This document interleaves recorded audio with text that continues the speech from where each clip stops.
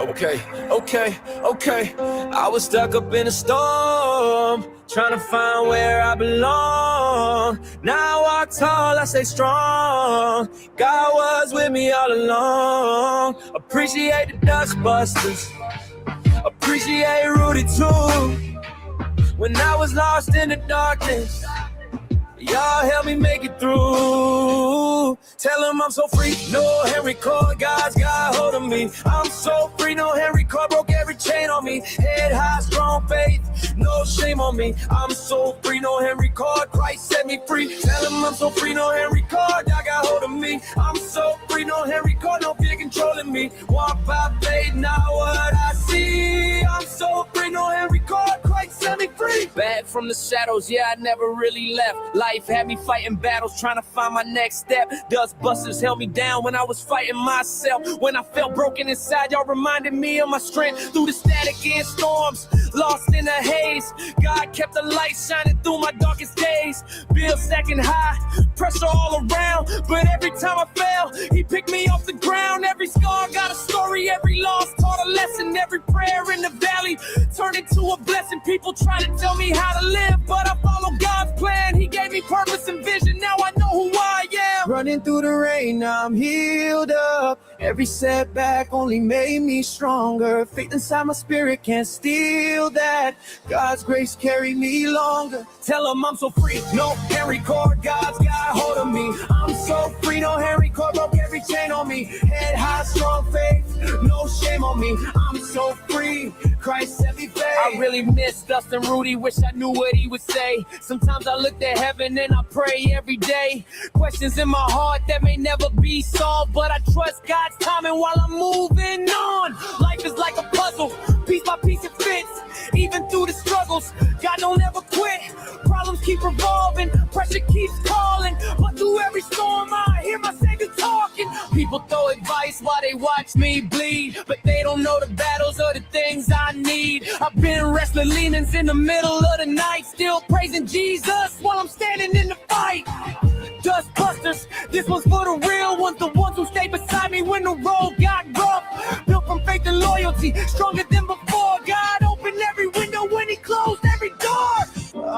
Problems, how you gonna solve them? Give them to the Lord and keep on walking. Stress will drive you crazy if you hold it all alone, but God's peace will guide you when you're headed home. Problems, they keep revolving. Faith keeps growing while my heart keeps calling. Every piece of life is fitting in his plan. I may not understand, but I trust his hand. No chains on me, no fear on me. Jesus Christ is leading me.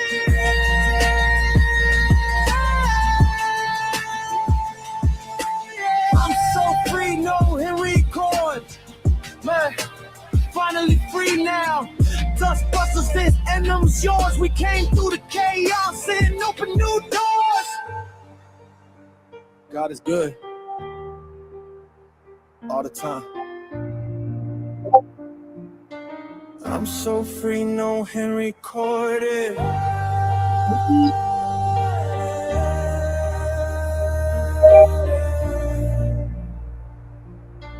I'm so free, no Henry Cord.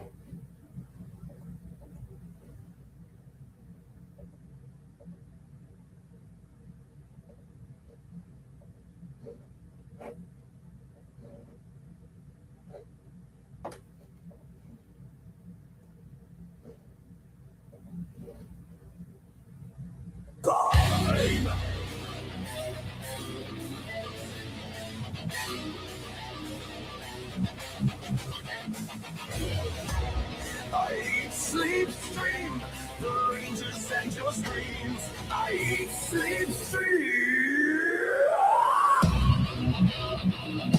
Look into my stream, the future's love, love, love. Look into my stream, stay up all night, night, night. Look into my stream, the future's love, love, love.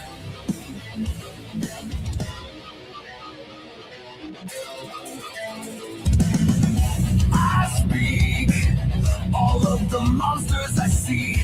I still feel the darkness on my screen. If you blink, you'll miss the jump and the creep. From Angel Grove to horror dreams for all my squad. This is Big Rudy's Energy,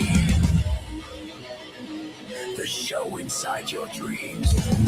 I'll hype you with the screams. You're locked in deep. I am the late night fever stream. I put your fears to sleep. I'll keep you in your seat. Brutality. Look into my stream, the future's love, love, love. Look into my stream, stay up all night, night, night. Look into my stream, the future's love, love, love. Look into my stream, stay up all night, night, night.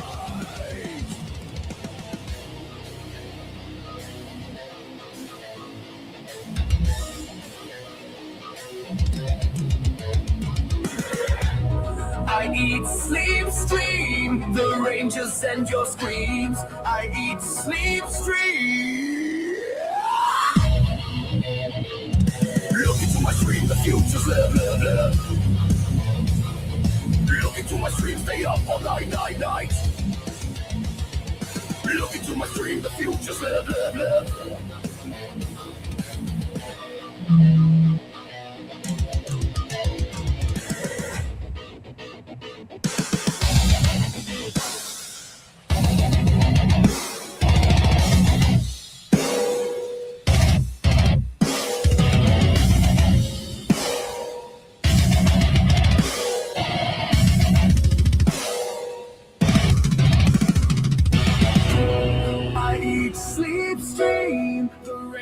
And your screams, I eat, sleep, stream. Look into my stream, the future's love, love, love. Look into my stream, stay up all night, night, night. Look into my stream, the future's love, love, love.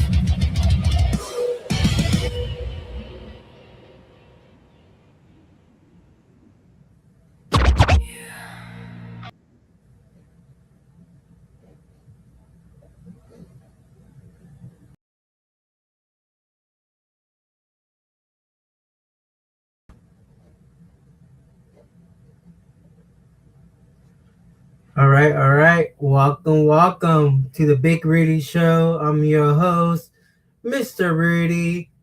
Thank you for coming in to my live stream. I'm going to give everyone a warm one of applause.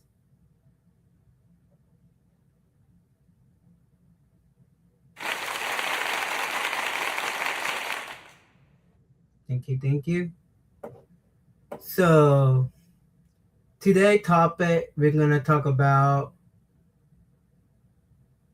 wrestling and the origin of Art the Clown and also the Terrifier, the first movie. First, we're going to go into Skittle Rampage. Any update? New Funko Pop is coming soon. So let's see what Skittle Rampage have for us. And it's fair use.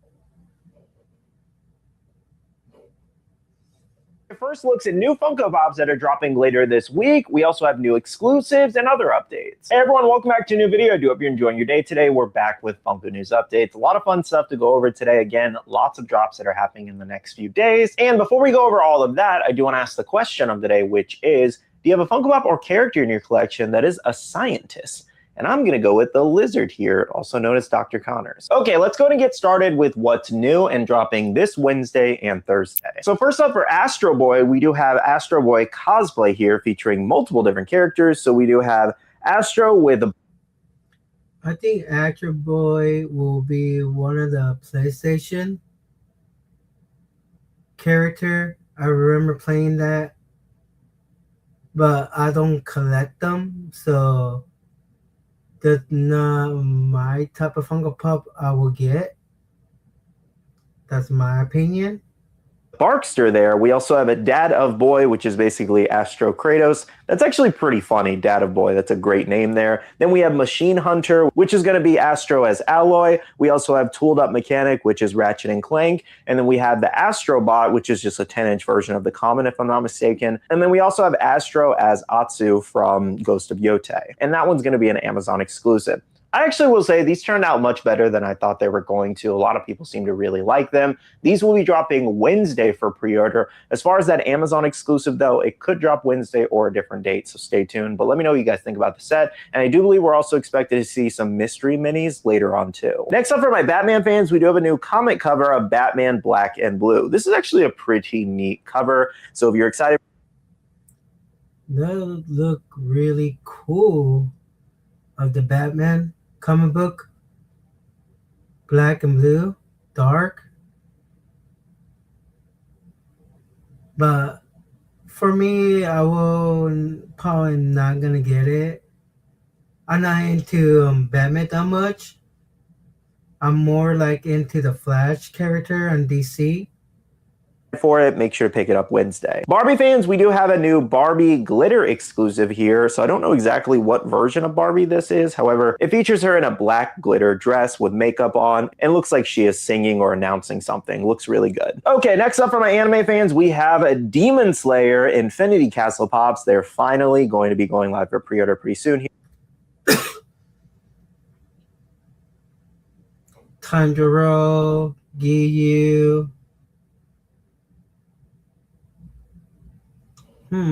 Demon Slayer, Funko Pop.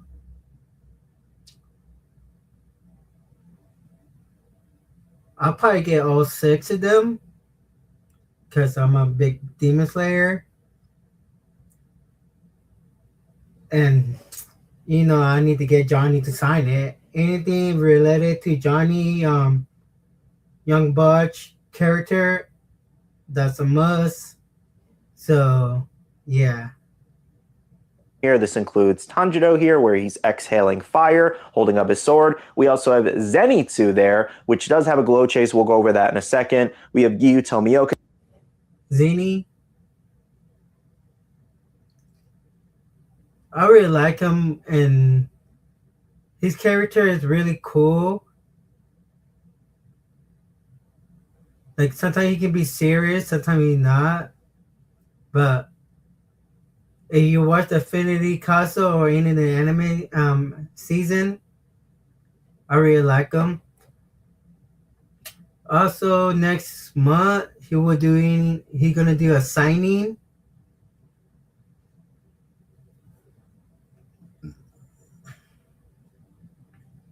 Also,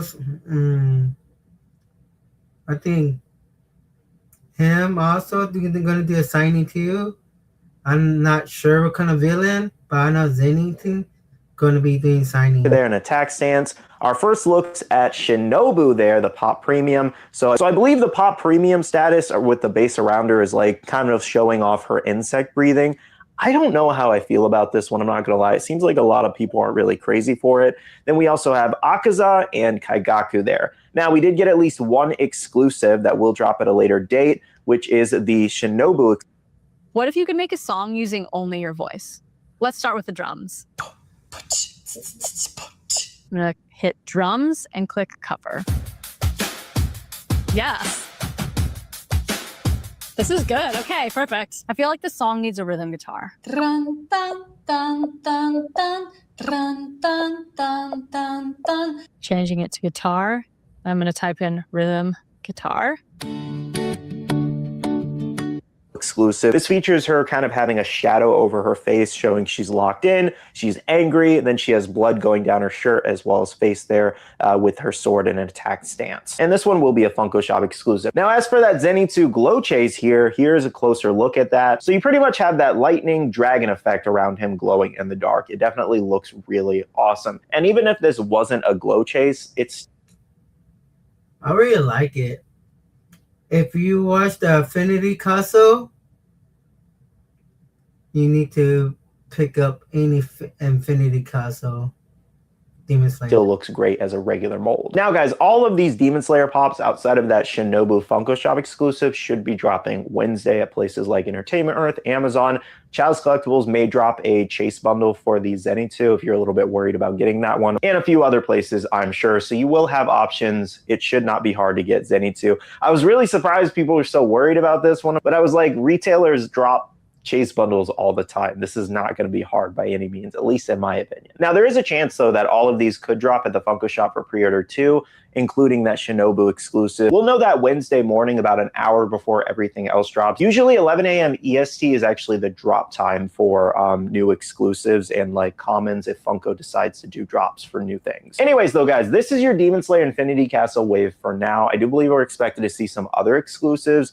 I'm wondering if we're going to see anything for SDCC, since these are being kind of like announced around the same time, and Demon Slayer Infinity Castle is huge. It would make a lot of sense to get at least one exclusive, so let's see. Okay, moving on for Pop Sports, we did have our new NFL mascot pops, and this is kind of like an old school style. We have Brownie the Elf, we also have Bucko Bruce, Steely McBeam, and Pat Patriot there. I think this is a pretty fun mascot set. Next, for Harry Potter fans, these actually dropped for pre-order already. I'll have a link down below if you want to grab these, but they were supposed to drop this week. We do have Lucius Malfoy, Bellatrix Lestrange with her mask, and a Death Eater. So it's like Harry Potter Funko Pop. I'm not a big fan of Harry Potter, so that's not the type of Funko Pop I will get. But if you like Harry Potter, go for it. So this is basically like a Death Eater set there. I think these are pretty fun. Let me know what you guys think about them. And again, you can pre-order them down below. Okay, moving on for Star Wars fans. I talked about this in a video the other day already, but we did have our 4 new Anakin set kind of through the ages, as well as Darth Vader kind of mixed in there too. These will actually be dropping Thursday at 9 a.m. PT. Now, guys, that's a majority of the expected drops for this coming week. We could see some other exclusives or other new things, so stay tuned. I'll update you guys again in a video Tuesday or Wednesday. But of course, out of all the new drops expected, let me know which ones you plan to get. Okay, next up, we have a few new things that were announced. Over at Crunchyroll, they're getting a lot of exclusives lately. This includes 2 new things from Frieren. We did actually have a cover here, and this features her where she's kind of standing in front of a bunch of greenery, flowers. She also has a base taken from that background, and she's holding her suitcase with the hair flowing in the wind. I think this is actually a really great cover. Kind of wish they put the Frieren logo in the back of it too, but either way, it's nice. And then something else we got was a 2-pack of Frieren and Fern here. So this features Frieren kind of in her nightgown, if I'm not mistaken, reading a book, sitting on a rock, and then we also have a younger Fern there. Now, one other Crunchyroll exclusive we did get was Bleach 1000 Year Blood Wars Byakuya here. This features his Bankai coming out of the base stand, which is actually pretty cool. I love that they did this. I love the outfit that he's in. Bleach. It's a good animated series. I'm probably started watching Bleach again. So for the new movie coming up pretty soon, in June. Your Blood War, they did a great job. Definitely a step up from the original one, in my opinion. Oh, and we did actually have an in-person look at that Byakuya pop. Somebody already had it in hand, meaning that it should be actually dropping soon. It definitely looks great in person. Okay, so here's a little bit of news on these exclusives. As far as the Frieren ones, no drop date just yet. However, as far as Byakuya, as well as the younger Garp exclusive that is yet to drop. It dropped over at Funko Europe, hasn't dropped here in the US. It is possible that these could end up as Anime Expo exclusives in the first week of July in about 2.5 weeks here. Now, I don't think that would be something official from Funko as Anime Expo exclusives. I think Crunchyroll is just going to drop them there. I don't know if they'll have special stickers if this ends up happening, but that's something that I heard. Not 100% confirmed yet, but if it does happen, I wanted to kind of give you guys a heads up just in case. If not, they'll drop on Crunchyroll's website at some point. They'll also drop on the Funko shop, and I'll keep you guys posted. But for now, let me know what you think about these new Frieren and Bleach exclusives. Will you be going after them or passing on them? Okay, next up for my Harry Potter fans, we did get a brand new Fenrir Greyback exclusive here. This will be a Funko shop exclusive dropping in a couple months. Man, his teeth are gross on the chest. For me, I'm not gonna grab them at all. Not a Harry Potter guy, so pass. They did a great job detailing his pop, though. Okay, next up for my New York Knicks fans, we do have a brand new championship 5-pack. As you guys do know, they are the NBA champions as of last night. The first Final Fantasy in HD 2D. Poor New York, man. I've seen some of the videos. Poor New York. Where is Daredevil or Spider-Man or the Avenger? We need somebody there. Anyways, though, we did get a brand new 5-pack exclusive here, retailing for $1. So, you know, the New York Net won the NBA championship. 6-pack Funko Pop, $100.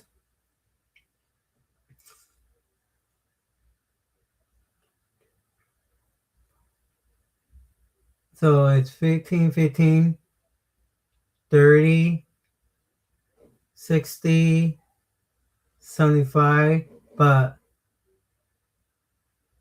clean tax, so you're paying like 80, like around there, like 89 plus if you want to drop.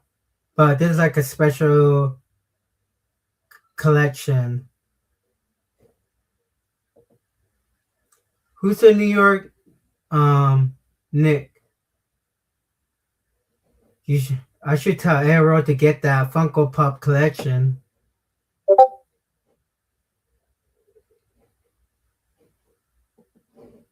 $100. It is on a pre-order at the Funko Shop or Fanatics. I'll have a link down below. And these aren't actually shipping until January of 2027, which is crazy. And the pre-order date closes on June 29th. Now, if you're ever confused or wondering, Funko basically makes a set for both. So in this case, they made a set for the Knicks and they made a set for the Spurs. Whoever won the championship is the one they announced. They pre-make all of this stuff. They didn't make stock of both. There's nothing going to get sent to Goodwill later, for example. That's why the pre-order date is so far out in January. It's going to be a 6.5-month pre-order and made to order. So whatever's ordered until June 29th is what they're going to make and then send out. The only thing I've never really liked about these 5-pack like exclusives for sports or whatever else they, make them for is the fact that they upcharge for them because it's kind of considered a specialty item, because normally retail for something like this would be around $70 to $75, but they upcharge an extra $25 because it's for a specific event. I really hate that companies do that personally. Now, is there anything we can really do to change that? No, because obviously this is special. This is something they want to do. Especially Knicks fans, I'm sure they're happy to pay the extra $25 to have like a piece of this in their history. So for that, whatever. I just personally have always found it annoying that they upcharge for stuff like this. Okay, moving on to last bit of news are some new drops and things hitting stores. So over the Funko Shop, a few new Biddy Pops items in stock, including the new FNAF, Sonic, as well as one-piece sets of the Display Going Merry and Thousand Sunny. We also had the new Sanrio Pop Town of Cinema Roll and Cafe, as well as Dominique from the WNBA. Some other things that dropped over the Funko Shop for pre-order now includes the new Don Don collection with that Ira exclusive. I'll have a link down below if you guys want to grab the entire set. And same goes for the new Poppy Playtime set. We did have that Boxy Boo Funko Shop exclusive pre-order drop too. Lastly here, guys, sharing over from Little Miss Chase and the Pop Speed Collectibles. On the left there, the new Death Note collection is now hitting Boxland stores a little bit early if you want to check your local Boxland and Oh, Death Note.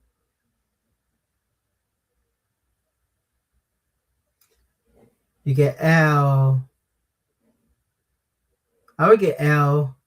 He was like my favorite character, and I was cosplay as Al. I'll probably get them too.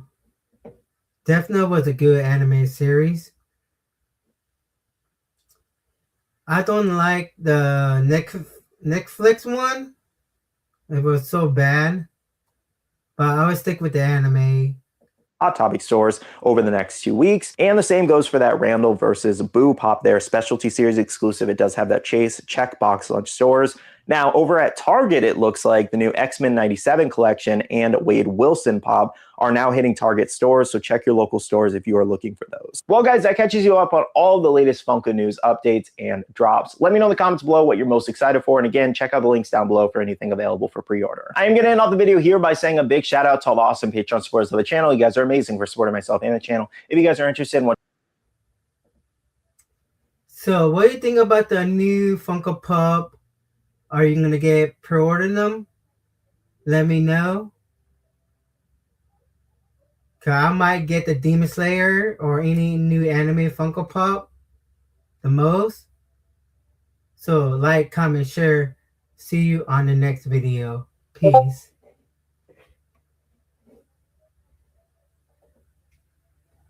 What's up, Domino Death Note? He fired you up with a great anime. One of my favorite. Same here.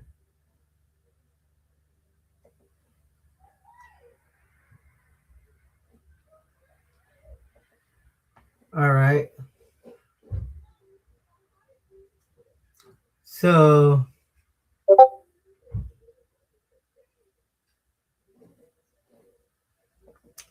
next topic will be one wrestling.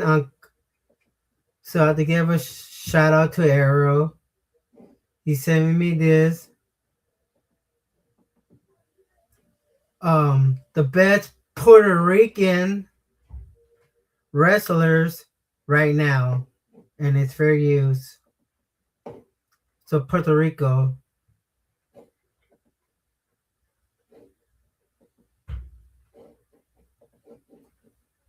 Then I will go straight to the horror.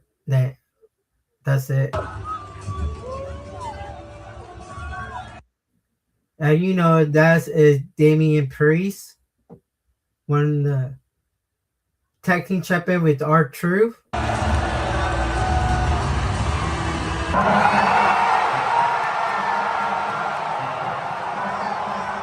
You know, Bad Bunny is Puerto Rican.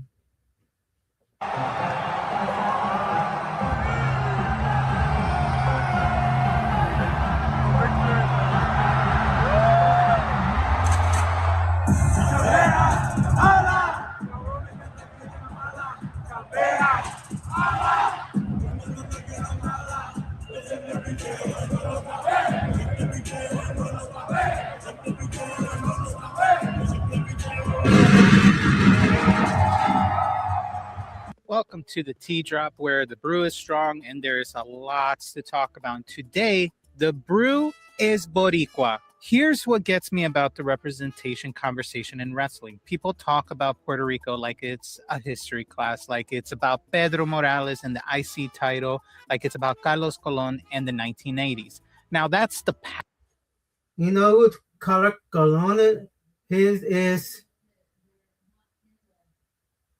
Carlito. You know, Carlito likes to eat apples and spit on people's face. That's his grandfather or dad? I don't remember. In 2026, this conversation is happening right now. Boricua talent is spread right now across WWE, AEW, TNA, CMLL, and AAA. And some of them are not just on the roster, they are carrying world championships, major stories, and real cultural representation. So let's get into this drop. Before we go further, let me set the rules of this. Born in Puerto Rico, built from... Create a survey drafted for you from a simple prompt in as little as 30 seconds. As the responses roll in, AI gets Puerto Rico, Puerto Rican heritage. The people that are born in Puerto Rico, built from Puerto Rico, heritage, activity, and respected. actively represented. For this list, I'm counting wrestlers who were born in Puerto Rico, wrestlers billed from Puerto Rico, and wrestlers of Puerto Rican heritage who actively represent that culture. This is not an all-time list. This is a 2026 snapshot. And I need to say this clearly. Logan Paul is billed from Dorado Beach, Puerto Rico. That is a billing location. That is not a heritage location. So, yeah, he was built. Basically, he's from Cleveland, Ohio, but his family or background is Puerto Rico. Do not confuse those things. We move on. Let's start with the biggest spotlight there is, WWE, and the name you lead with in 2026, which is Damian Priest. As of right now, Damian Priest is a WWE SmackDown Tag Team Champion alongside R-Truth, but don't let that tag run fool you. This is a man who was in the WrestleMania picture when he won the World Heavyweight Championship. He is a former World Heavyweight Champion, a Puerto Rican man representing at the top of one of the most watched weekly shows in the world. And he is not just doing some background representation, he is shown it on the main stage. I need you to understand what Zelina Vega meant to this conversation. So, Damian Priest, he was former heavyweight champion. Now he's tag team champion with R-Truth. I feel like Damian Priest is a good Puerto Rican wrestler. She was an inaugural champion. She had a backlash moment in her home island that made grown people cry in the stands. And then, unfortunately, WWE released her on April 24th of this year. Post-WrestleMania, cut, gone. She has already been able to book a movie role. The story of Zelina Vega is not finished as of now. WWE made the choice, and that choice is important to the conversation. And for that, let's continue to the next generation, Roxanne Perez. She is Puerto Rican and Mexican heritage. Ooh, Puerto Rican and Mexican heritage. And also, she's born in Texas.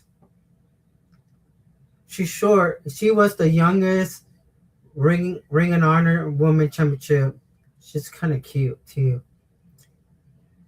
A member of the Judgment Day, and she has not won a singles match yet on Raw in 2026 though. The IWC is fired up about it, but she has done everything asked of her. She has been a perfect soldier for the faction, and talent like hers does not stay buried forever. Watch that name though. We will see what happens for her. Now, finally, we also have another name in the WWE section, which is Lince Dorado. He is billed from San Juan, Puerto Rico as of his official WWE profile. He comes back later in this drop, though, because Lince Dorado is operating in multiple worlds in 2026. AEW's Puerto Rican representation hits a little different. It's a little grittier. It's more New York-based. It's more independent wrestling feel. And it starts with the Mad King himself, Eddie Kingston. Now, Eddie Kingston's interesting because he is half Irish, half Puerto Rican, born and raised in New York, though, New Yorican, and everything about how Eddie Kingston carries himself, the non-nonsense delivery, the chip on the shoulder, the raw emotion, that is the New Yorican fighting spirit. He was at Double or Nothing 2026 and running in with a broomstick. Hey, Eric Kingston, he's a good wrestler also. And I have his action figure too, but I never met him in person. Going in to protect his people. That is Eddie Kingston in 2026. No title, no entrance package, just showing up when it matters, which brings us to Ortiz. He is LAX, proud and powerful. Ortiz is still in AEW and Ring of Honor in 2026, but unfortunately, due to injuries, he is currently just in backstage, being more of a coach role. I don't know if he will ever come back for wrestling per se, but we will just I just named my favorite Puerto Rican wrestler. I don't care wrestling them. Have to watch and see. And then lastly, there is Serpentino, whose real name is Jonathan Cruz Rivera, who is born in Bayamon, Puerto Rico. Now, he is 42 in 2026 and still going in AEW as a wrestler. He wears a mask. He does not get the spotlight. He's really good. I see him a couple times when I go to a live AEW show. Great, high flyer. He was former tag team partner with Brody King. Yeah. That much, but he represents Puerto Rican presence in that locker room, in the creative process, and in that ring. Now, here's where the real weight for Puerto Rican heritage is, because TNA might have the strongest Puerto Rican story on any roster in 2026. Mike Santana is the TNA World Champion, the first TNA World Champion of Puerto Rican descent. Let me say that again, the first. He won the TNA World title on May 15 of 2026, defeating Steve Maclin. He is Boricua representation, holding real weight front and center for the company and any promotion he works with. He's always showing pride of his flag. And then there is Tasha Steelz, Afro-Latina Puerto Rican, currently aligned with the Great Hands faction alongside Mustafa Ali, which means she is positioned inside the TNA World Championship story, or just championships story in general. Not on the sidelines at all, or just a background character. She's in the middle of all of it. Two different sides of Puerto Rican representation. I don't watch TNA wrestling, that you guys know. So half the wrestlers don't know. Right now, but same company in different light. Now we step out of the United States entirely, because Puerto Rico's wrestling does not stop at the border. In CMLL, Consejo Mundial de Lucha Libre, the name is Zeuxis. And if I say wrong, I apologize entirely. But that person represents Puerto Rican power.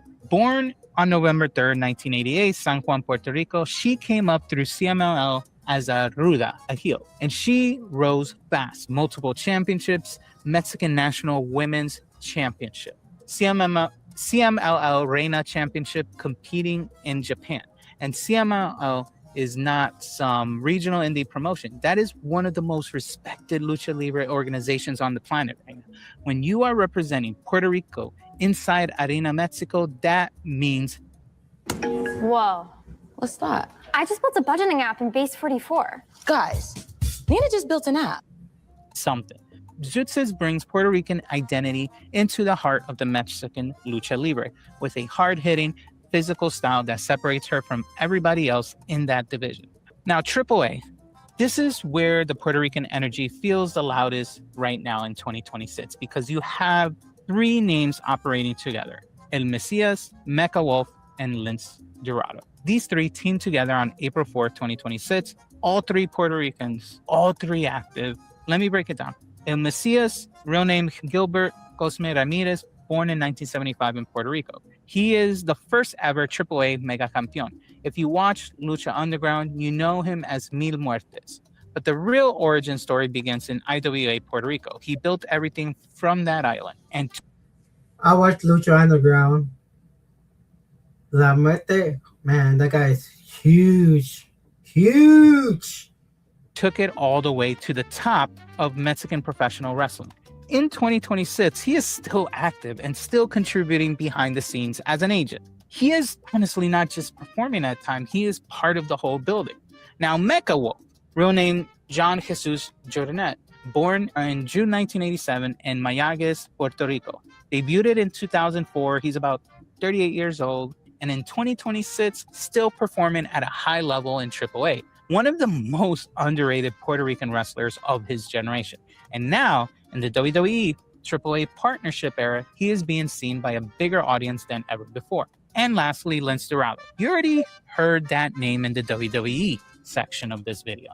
Now, yeah, I heard about him already. The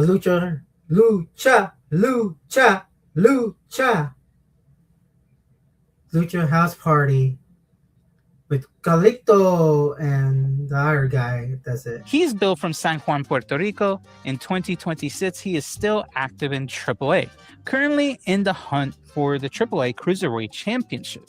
He is the connector, WWE World, NXT World, AAA World. all linked through one Puerto Rican wrestler from San Juan.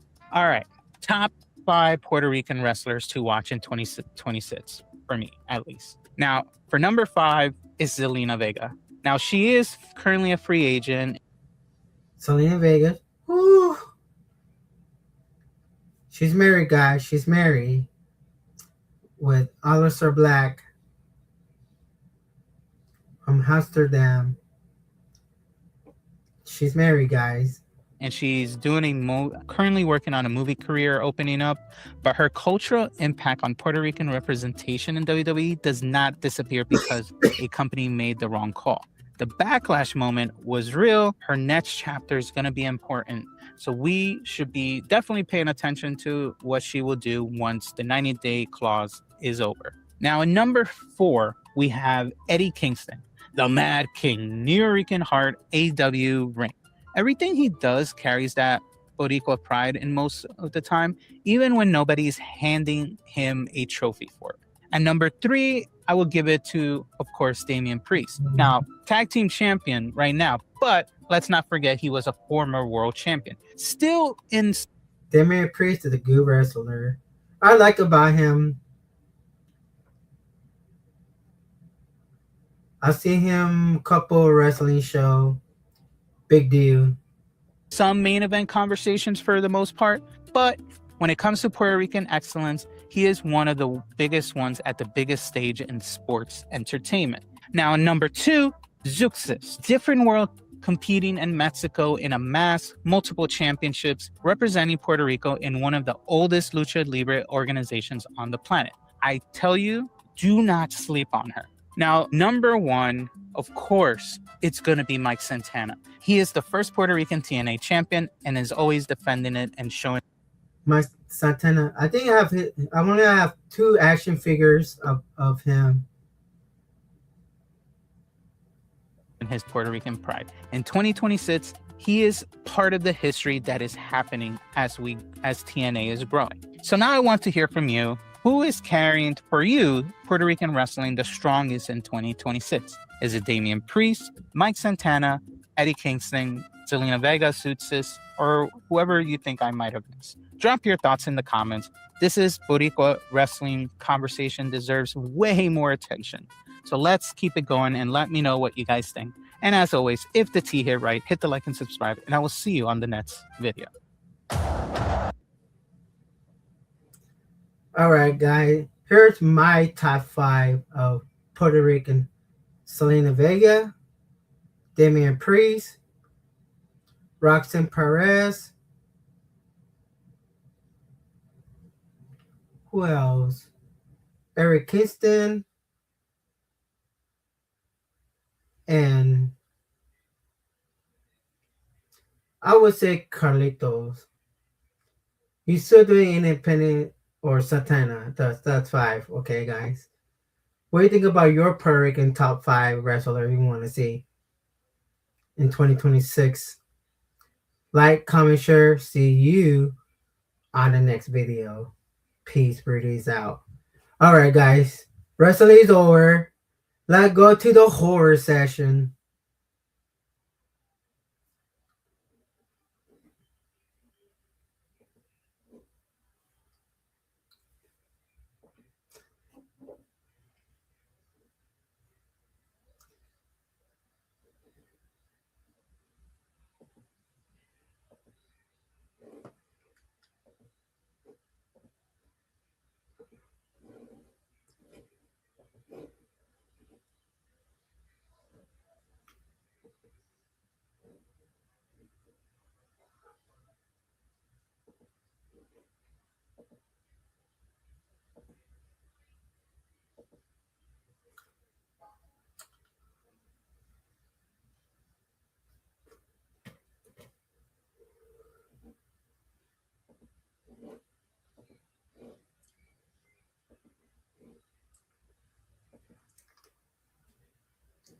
Wait, let me go bigger.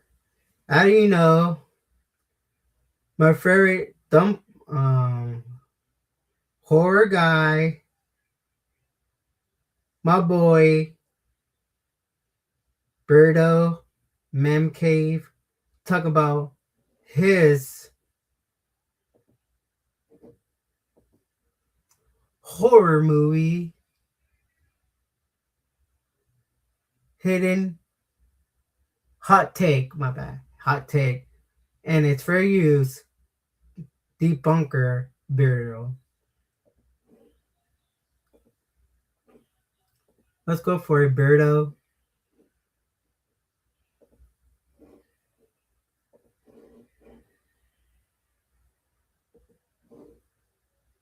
Winners, balls and goals. Today, I'm talking to you about horror movie hot takes, or my horror movie hot takes.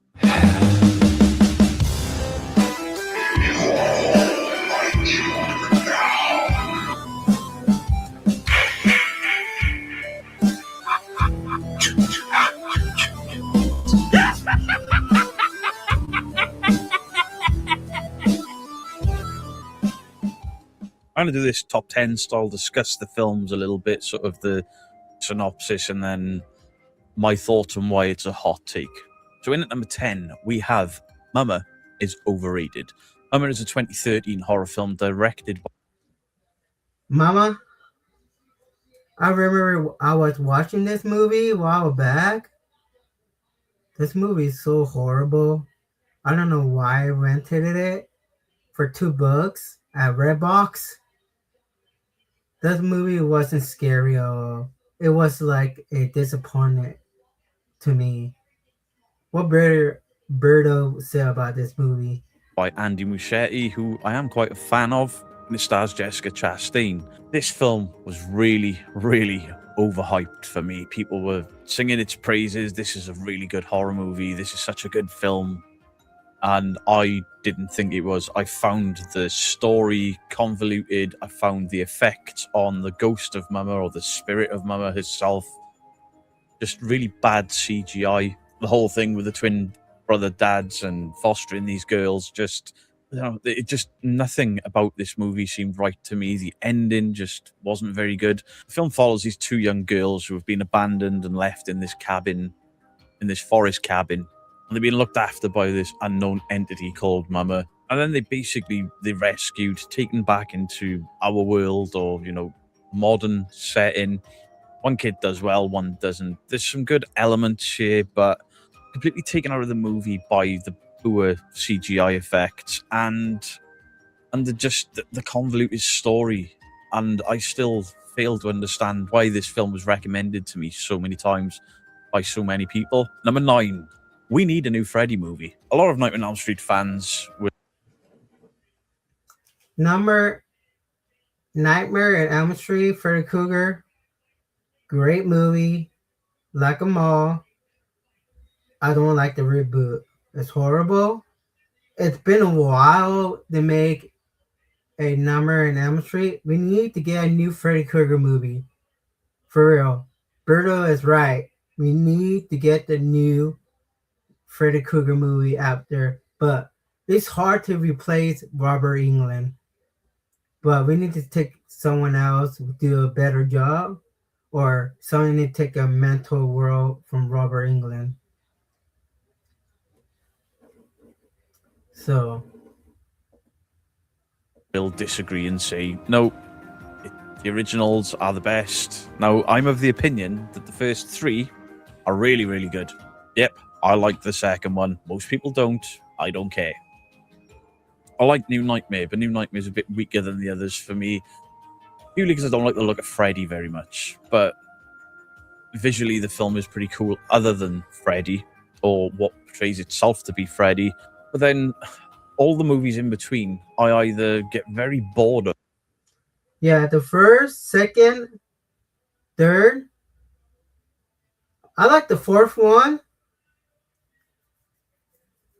And the rest, I like Freddy Dead. I don't know why, but I really like it. It's more like into the comedy scene more. The fourth one, how bring back Freddy Krueger by dog pissing fire and bring back Freddy Krueger. I go, what the heck? But kind of weird. That's my opinion. Or have complete disdain for Freddy's Dead is abysmal. I know some people can enjoy it for the silly nonsense that it is. I'm not one of those people.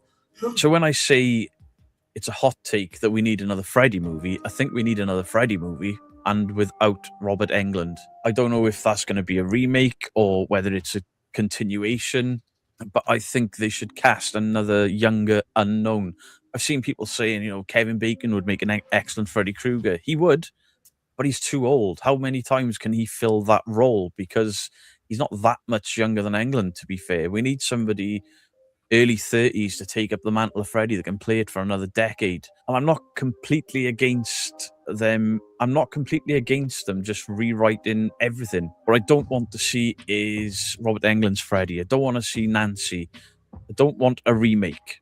I would like another Freddy Krueger. I just want to see Freddy Krueger on Elm Street, tearing some kids apart in their dreams, playing games with them, being all creepy, unknown actor. Try to stay away from the CGI where possible. I understand in this day and age you have to have some CGI, but don't do what the remake did.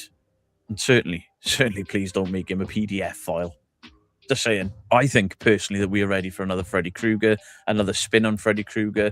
I hope they make it dark. I mean, Jackie Earle Haley did a very good job of playing this dark Krueger, but his script was terrible. The effects weren't very good, and the supporting cast, awful. I think it's time we got an updated Freddy, and I think it's time we got a new Freddy movie.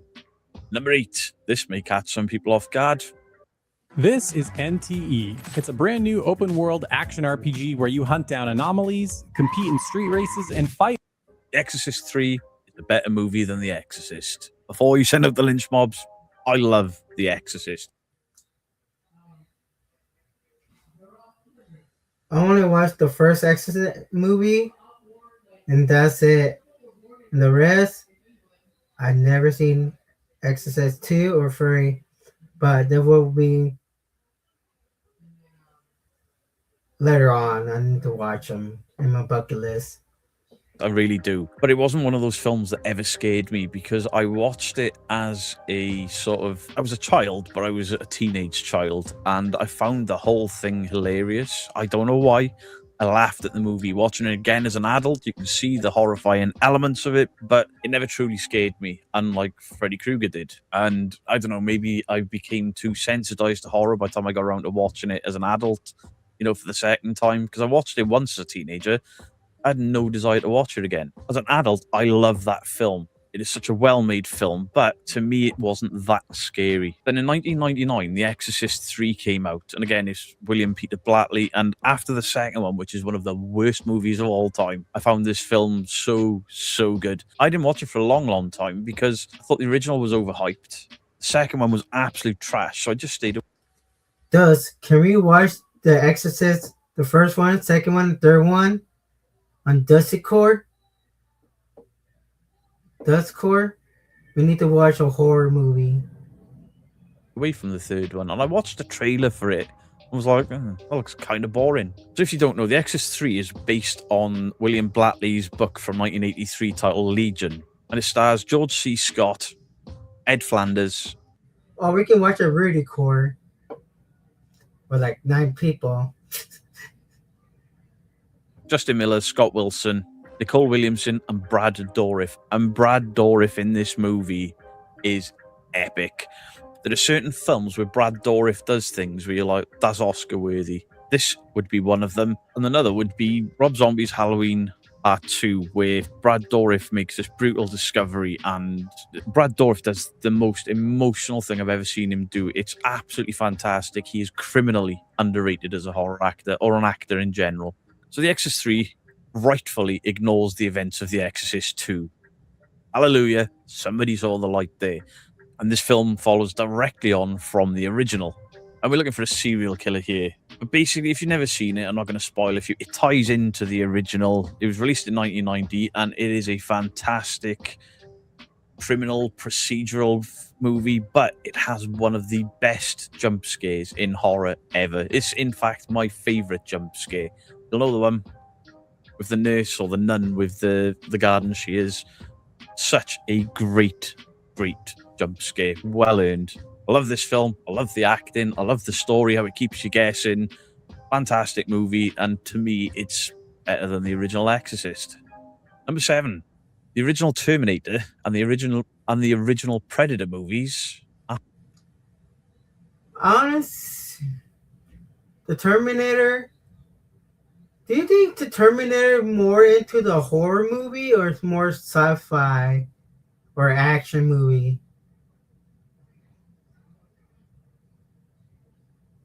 I don't know about the Terminator, but I watched the Terminator, the whole franchise business. Terminator 1 and 2 was really good. I think Terminator 2, one of the who played John Goddard as a little teenager boy, he's gonna do a con pretty soon in California. So I might get his autograph. The Punisher, not Punisher, the Predator, I never see Predator. Any of the Predator movie, or I want to see Alien, the first one, that's it. But I need to see the Predator movie. Horror films. This is an argument a few people have had. Now, to me, they sit alongside Alien. They are sci-fi or action horror movies. The original Terminator, this unstoppable killing machine coming from the future, chasing down this woman and killing everything in its path without remorse. And if you'd put a mask on him and didn't call him a robot, you'd describe him Michael Myers. The way he stalks his prey, the brutality of it all. It's only the fact that he uses a gun that seems to pull her away from horror movies. Some people have made the argument that it's a slasher film. I don't quite agree with that. There's slasher elements to it, but he's using a gun, not a knife. The original Predator, there is this unseen killing thing in the jungle. We can't see it, we hear it, and then when it's fully exposed, it is a monster. Okay, it's an alien, but it is a monster that is hunting people down. Really well-trained military outfit, and killing them in brutal ways. It's skinning them and hanging them up, and arms and limbs are flying all over the place. It's a horror movie. It's just an action horror movie. And I still see Terminator and Predator as horror movies. Number 6, the Insidious franchise really isn't very good. Now, there was a lot of hype for the original.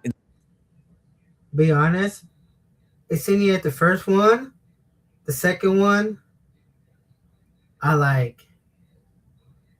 Third was okay. Fourth was okay. Fifth suck. But I know they're gonna make another Insidious. Walk into the further. Hope that movie don't suck, but I am gonna watch it no matter what.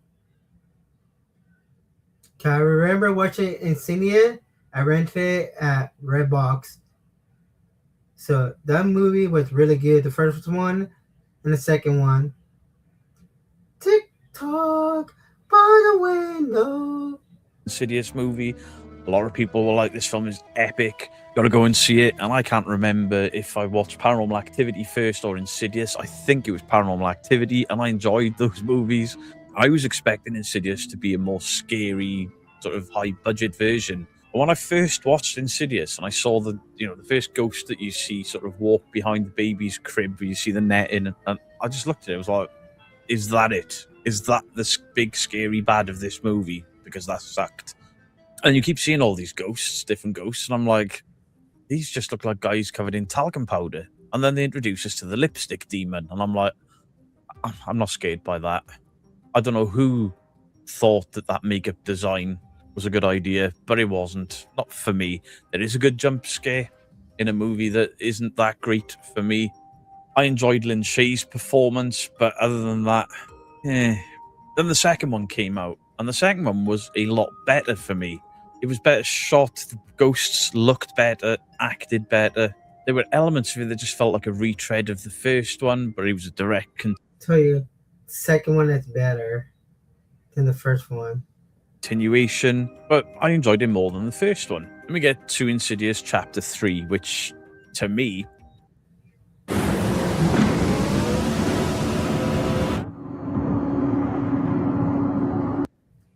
is the best of the Insidious franchise, which is weird because normally the third movies ain't the best. This is a prequel, kind of, because it's set... Sure, this film is set 3 years before the original Lambert haunting. But what I like about this movie is it's its own self-contained story, but the Lin Shaye character is what spreads into the other movies. What I really like about this is the protagonist is a young girl that's been involved in a really bad accident. Both of her legs are in plaster casts, so she can't move, she can't walk, she's in pain. And then this thing is just stalking her while she's stuck in her bed. You hear it breathing, you see it at the corner of your eye. So well done. Really enjoyed this movie. It felt completely original to the two that came before it, which in all honesty make me think of other movies. This, as a standalone, I thought was far better. Dermot Mulroney is really good in this, as is Stephanie Scott. I just really enjoyed this movie, and to me it's the strongest one in a very, very weak franchise. Insidious: The Last Key. I've watched it twice. Barely remember anything about it. Kind of like the demon with the keys for the fingers, but it just seemed really contrived and very little effort, and almost like another retread of the first two. Then we got Insidious: The Red Door, which came out in 2023, and I was quite excited for it because we're going to see an older Dalton and an older dad, and how had the family dynamic shifted? What was going to be the story this time? What was Rose Byrne's character? It was almost another retelling of the original stories, but with Dalton being older. The actor who plays Dalton in this is fine, but he looks like he's sleepwalking throughout the majority of the video. Patrick Wilson, it's hard to distinguish his character in these movies from Ed Warren. They're just too similar in certain aspects. They go back into trying to discover this past that none of them remember, which is what they did in the second one. And again, I barely remember anything about this film other than older Dalton was in it. There were some cool effects here and there. Having one really good horror movie in a franchise of 5, there's nothing for me. I'd rather just watch the third one, forget the others exist. Okay, number 5, Talk to Me and Tarot. Both films come out within quite quick succession of each other. One was being held... Tarot? I've never seen that horror movie at all, but I need to watch it. I want Barry to talk to me about it. So, talk to me. I have the movie. It's really good. The supposed to make Talk to Me Part 2, What to the Other Hand, but I want to know they're gonna continue it up as this amazing horror movie, the best horror movie in films, and one was like, this film is total shit. The one that everyone said was so great, brilliant, amazing was Talk to Me. Ooh, Scary Hand. I enjoyed the film. I'm not gonna shit on it. I enjoyed the film. Then I watched Tarot, expecting the worst film of the year, and we're like, that was every bit as good as Tarot. I know people are gonna be like, are you serious? Yeah. I enjoyed them both equally. I didn't think Tarot was a bad film. I didn't think Talk to Me was an exceptionally good film. I thought it was enjoyable. I could watch it again, but I found Tarot enjoyable, and I could watch it again. There was this massive disconnect, like, this one is so good, this one is so bad, and I didn't see that. Number 4, and I'm really going to piss people off here, the It remakes are far, far superior. I just created simple product videos for all these different products using Veo, Nano Banana, and Airtable. No API keys to connect. All the models are built right into Airtable. You don't need to start with professional photos. I just took... Listen.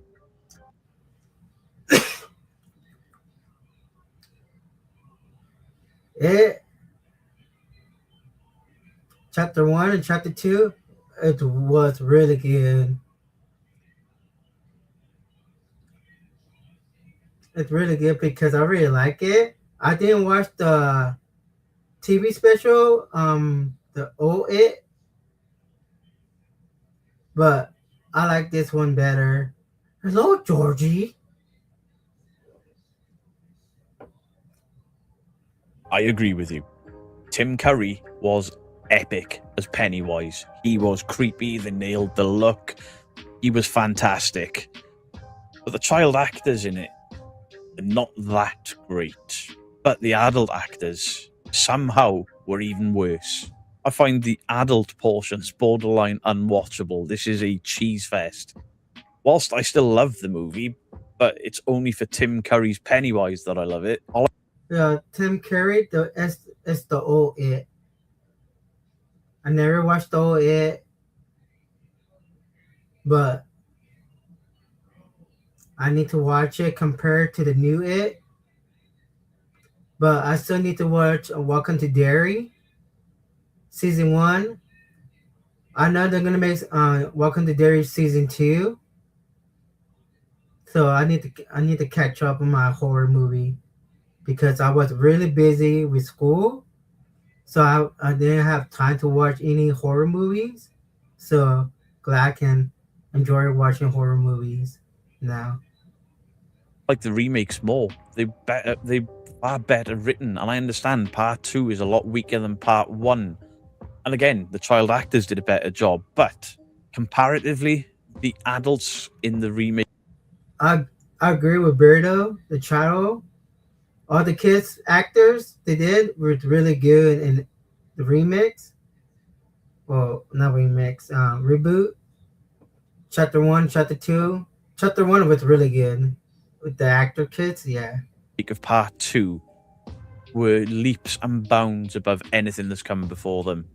Bill Skarsgård is almost every bit as good as Tim Curry. He has some things that work better in his favor, the things he does with his face naturally, and turning of the one eye and the curling of the lip and stuff. Really, really good. I don't hate either. I don't hate any of these movies, but the original TV show has not aged well at all. I remember watching as a kid and it scared the pants off me. As an adult watching, I'm like, can we just get to the clown already? Can you just hurry up and bring in Pennywise, because this is a slog. And it's not just because he's old, because I love the original Pet Sematary movie. And as cheesy as that is, I love that movie. And it's got a far scarier tone than the original It miniseries. This really set the cat amongst the pigeons with number 3. There are only 2 really good Texas Chainsaw Massacre movies. Just 2. I enjoy the original Tobe Hooper Texas Chainsaw. Yeah, I watched the old school and the new school, the Texas Chainsaw Massacre. I really enjoyed it because Leatherface, and I have the knockout version of the first one of Leatherface. So I should do like unboxing all my knockout figures and put it on my shelf, like all my horror character.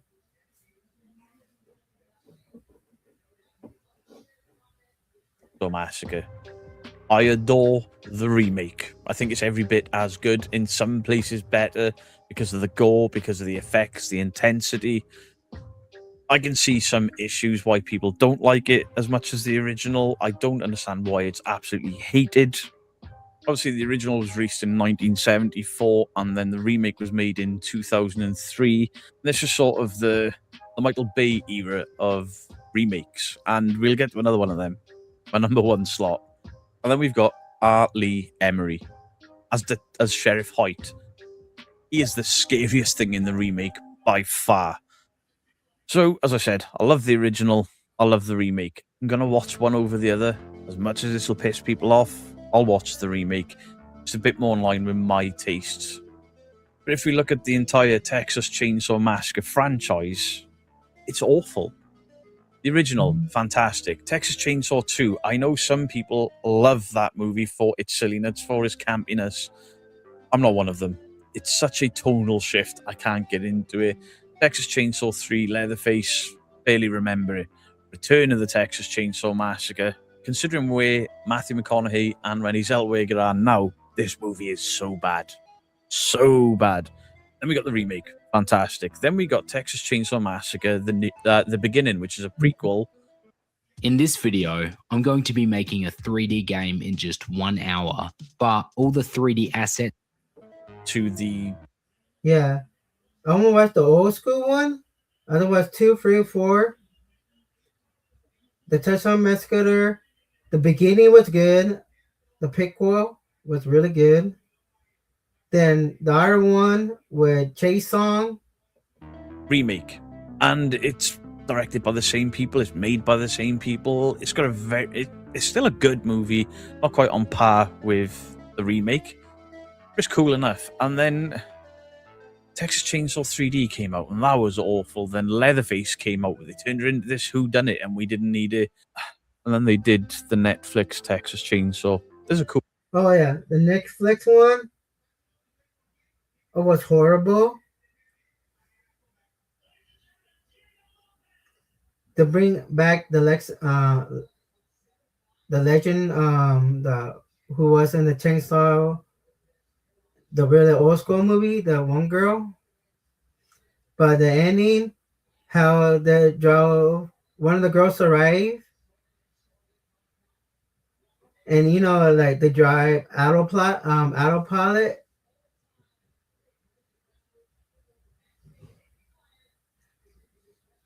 But the best scene was the party bus one.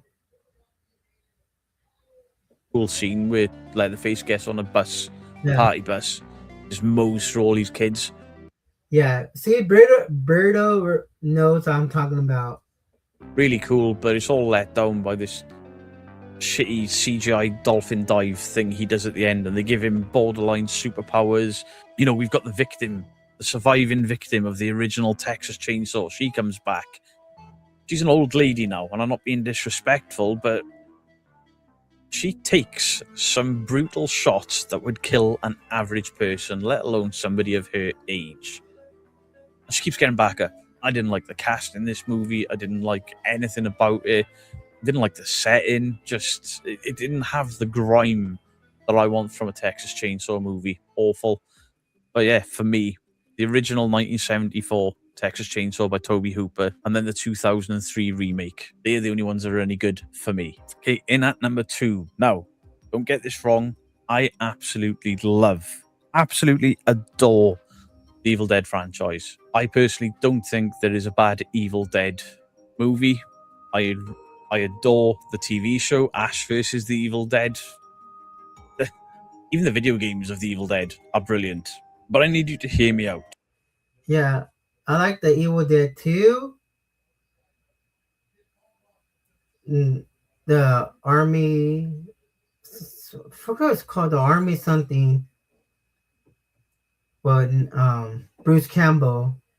Then you have the remix or the reboot of it. That was really good. And the other one, I have it in Blu-ray. It's not open, but I need to watch it still. So I have some Blu-rays, horror movie.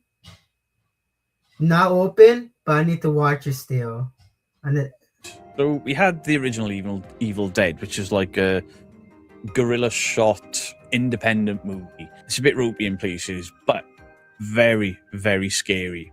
Very well made for the budget that they had. Then part 2 came out, which I absolutely adore. But when you watch those two movies back to back, you kind of caught off guard, like, is this a remake of what I've just watched? But then they've changed this, they've changed certain cast members, and it gets a bit confusing. But then you watch the third one, which is obviously years later, as a trilogy back to back. Doesn't fit. It doesn't even fit tonally. The comedy sort of progressed through the first 3, and it's quite jarring if you watch them back to back. But I still enjoy all 3 movies separately for what they are. Then they announced a remake of The Evil Dead, and I was one of those people saying, oh, hell no. No, don't touch it. It doesn't need touching. The original Evil Dead came out in the year of my birth, 1981. We got Evil Dead 2 in 1987, and then in 1993, we got Army of Darkness, all directed by Sam Raimi. All fantastic films, but all jarring if you watch them back to back to back. Yeah, Sam Raimi, you know who he is? Sam Raimi did the Spider-Man movie with Tobey Bell. And Doctor Strange 2. Because he's more into the horror. In 2013, the Fede Alvarez Evil Dead, the trailer dropped, and I went, oh, this looks good. This looks really good. I had no intention of going to the cinema to watch it until I saw the trailer. And then when I went to watch the movie, the opening scene blew me away. It was brutal. Oh, you want Suno? Yeah, I'm on Suno too. It's like a battle. And it's like unwarranted. And then the story makes sense, as in, there is a girl that is trying to get clean from drugs. Her friends take her to this remote cabin, assuming that she is just trying to get clean, and everything that she is saying and going through is in regards to the drugs. It eliminates the stupidity of nearly every horror movie by just saying, he's a recovering drug addict. This film is visceral, it is violent, it is borderline painful to watch. There is a scene where Mia is in like this crawl space, and then the machete blade slices into her leg, not too deep, but enough. And you wince in pain watching. You're like, oh. There's things with eyeballs, glass in eyeballs, and needles and nail guns, and an electronic carving knife.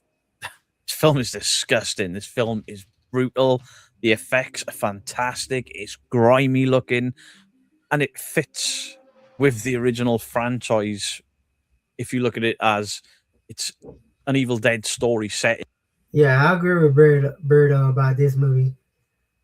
Bloody, gore, a little bit. Whew. When the needle, when kind of the arm off. Yeah. In this universe, and it's so jarring because the other three were so jarring in how different they were. Then in 2023, we got Evil Dead Rise, and I watched the trailer for Evil Dead Rise, and I went, oh, I don't know. And then there was that little scene with the peephole and open up now. Yeah, Evil Dead Rise. I need to see that movie. I have it. It's not open yet, so I need to watch it. Now, and I was like, ooh, kind of creepy, kind of funny. Maybe they bring in a bit more of the comedy element back. For some reason, I didn't watch it in the cinema. I waited for home release. And I'm gutted that I didn't go to the cinema, because that opening scene and then the credit reveal, I absolutely loved it. I know plenty of people that say, it sucked. I'm not one of them. I loved The Evil Dead Rise. I thought it was creepy. I thought it was funny. And again, it fits in with the franchise. And in 2026, apparently, we are getting Evil Dead Burn, and I'm looking forward to that. I just wish they'd kept on Fede Alvarez. But for me, the 2013 Fede Alvarez movie is head and shoulders the best above any of them. That end battle with all the blood rain and the chainsaw, and she pulls part of her own arm off to fight. All he was missing was the Slayer soundtrack of Raining Blood while she's drilling that demon in the face with the chainsaw. Such a good movie. So much blood. So much blood. And then my number one hot take. The best Friday the 13th movie is the remake. So, I am not a massive... Freddy, the remake. Love it. I have that movie.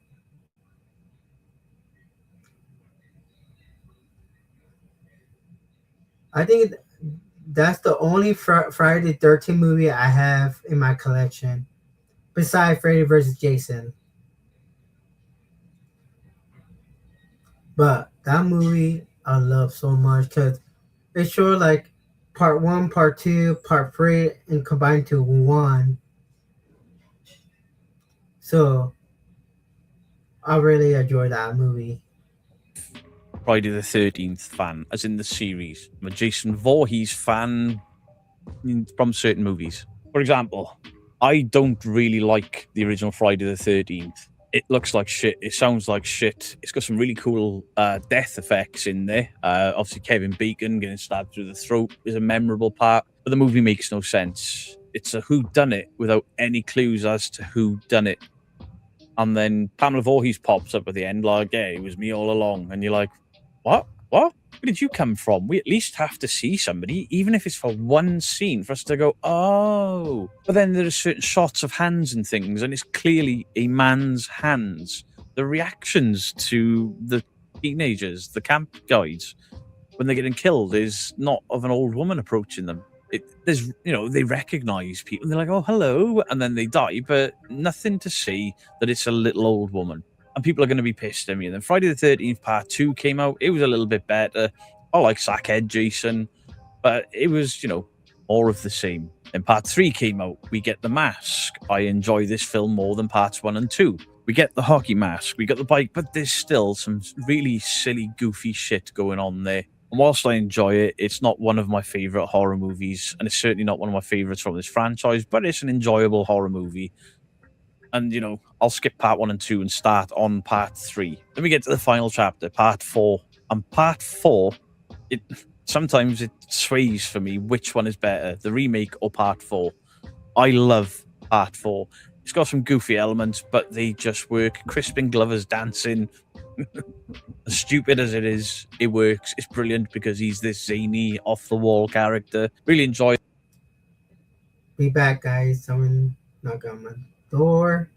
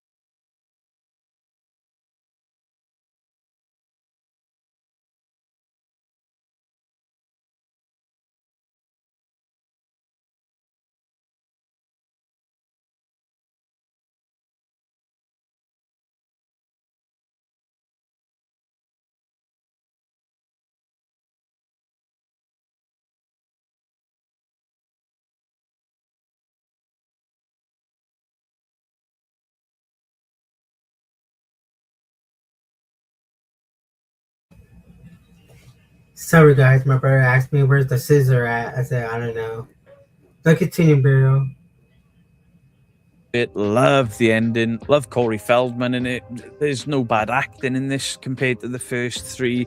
The effects are a lot better. The whole Jason's face sliding down the machete blade. Fantastic. Then we get a new beginning that is universally hated. I don't mind it all that much. It's more of a Scooby-Doo Friday the 13th movie, and it's a whodunit, but at least we get a clue as to who done it at the beginning of the movie. There's some really strange, bizarre acting choices in this movie. It's okay, the reveal at the end is a bit of a letdown, but at least it makes more sense than the original movie. It's kind of enjoyable to me. Jason Lives, New Blood, I can enjoy them. They're decent Jason movies. I can get into them, but I'd rather watch parts 1, 2, and 3 of Nightmare on Elm Street before getting back into these movies to review or to rewatch. Jason Takes Manhattan. Truly, truly awful. There's one good scene. It's the boxing scene. The one? It's in my opening credits. I love that scene. The rest of the film is awful. I don't understand why Jason is constantly wet and slimy. I don't understand why toxic waste turns him into a child. I don't understand why it's called Jason Takes Manhattan when Manhattan just doesn't feature in the movie. So talking about Birdo, talking about all the Jason movie.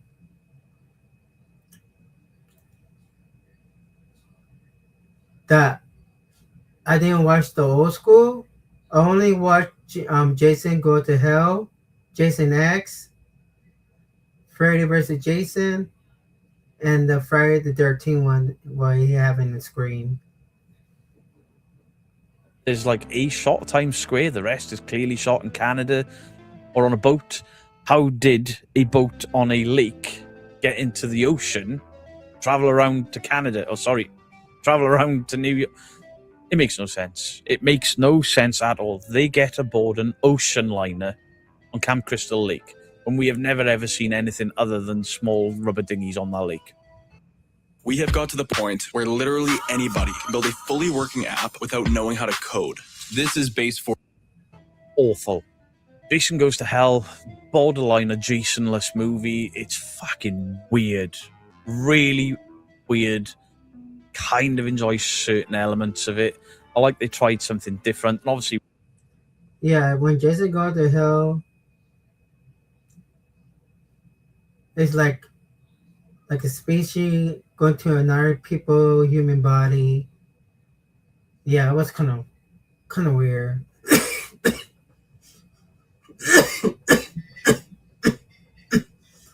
we get the glove burst at the end. Freddy versus Jason. We had to wait forever for Freddy versus Jason after being teased there. Then there was Jason X. Now, some people get some weird, morbid enjoyment out of Jason X. I ain't one of them. There are 2 kills in the movie that are brilliant. It's the sleeping bag kill all over again, but there's 2 people stuffed in a sleeping bag and repeatedly smashed into a tree. I laugh at that. And then there's the liquid nitrogen head smash. That's a great kill. I like the look of Jason in the opening of this movie, but after that, there's nothing. Those 3 things. The original look of Jason in there, those 2 kills. After that, there is nothing. The acting is fucking abysmal. It looks like a sci-fi channel, cheap, fan-funded version of Friday the 13th. And Jason is this powerful, unstoppable force.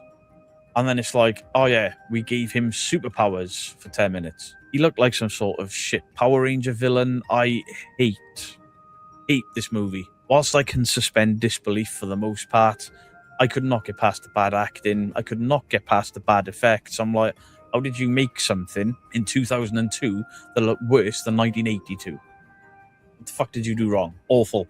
Everyone in it, acting-wise, absolutely abysmal. Freddy vs. Jason, I absolutely adore that movie. I know people hate it for whatever reason.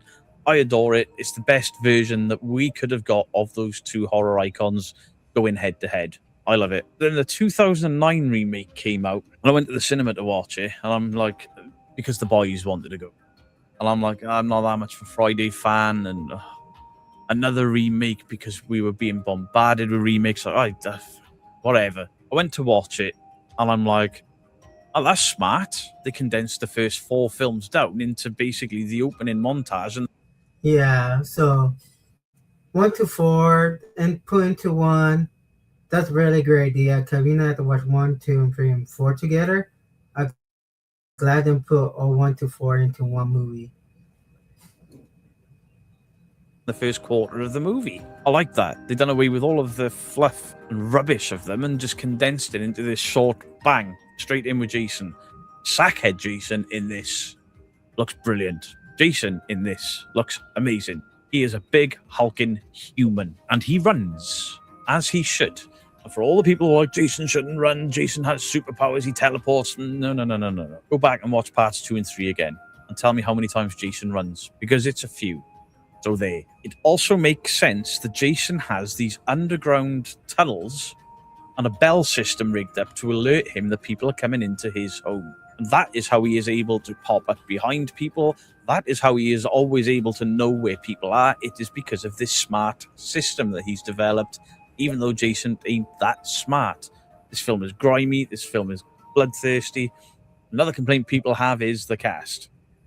There's that one guy. Your tits are stupendous. People hate that guy. I hate that guy. But you're meant to hate that guy. He is a... Same here, Beardo. I hate that guy. The boyfriend, I hate that guy. throwback to the old Jason movies where you're like, didn't that guy just die already? He's that guy. He was written purposely to be that guy, and it works for me. I think Jared Padalecki was really good in this, and I'm a Supernatural fan, but Jared Padalecki, over the course of 15 years, started to get on my nerves pulling the same stupid faces. He played a different role in this. He played a different character in this, and I enjoyed it. Same as Jensen Ackles in My Bloody Valentine. He was very different in that, but that movie did suck, to be fair. This was a good film, a very powerful, scary Jason, and it's a shame they never carried on that franchise with the surviving cast members, because I think it's the best movie of the franchise. It is easily the best one to look at. It looks absolutely fantastic. And this image of Jason just running at people, hatchet in the head, and then he just boots them off. The sound effects, the boiling of somebody, the cooking of somebody in a sleeping bag above the fire. This film is brutal, and I love it. I think it. Yeah, I love it too, Berto. It was crazy.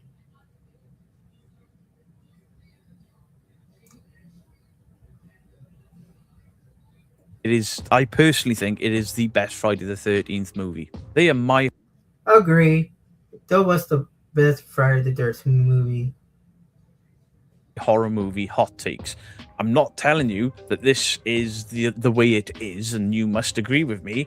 We can all have different opinions. We can all have different views on movies. I understand that some.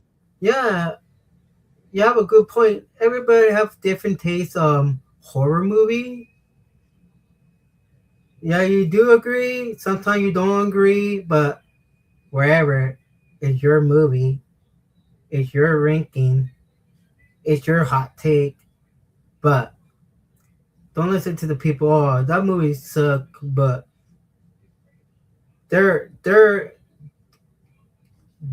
opinions theirs. But you have your own opinion. What you like. Some people don't like the Evil Dead newer movies. Some people don't like any remakes at all, and that is absolutely fine. That is up to you. But please, let me know in the comment section down below, what are your horror movie hot takes? Is there a movie that people love that you absolutely hate? Is there a movie that you think doesn't get any credibility where it deserves it? Let me know in the comment section down below. Much love to you all. Beardo out.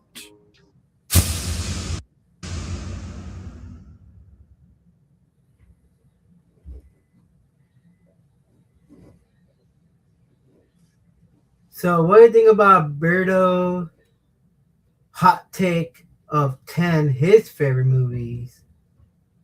Do you like them? Do you agree with him or disagree? Some movie you talk about that I agree with them. Sometimes I don't agree, but it's your own opinion. And I feel like some horror movie I did watch that I like, well, he have his hot take on it. So, should I make my own hot take of horror movies? Like, comment, share. See you on the next video. Rudy's out. Alright, guys.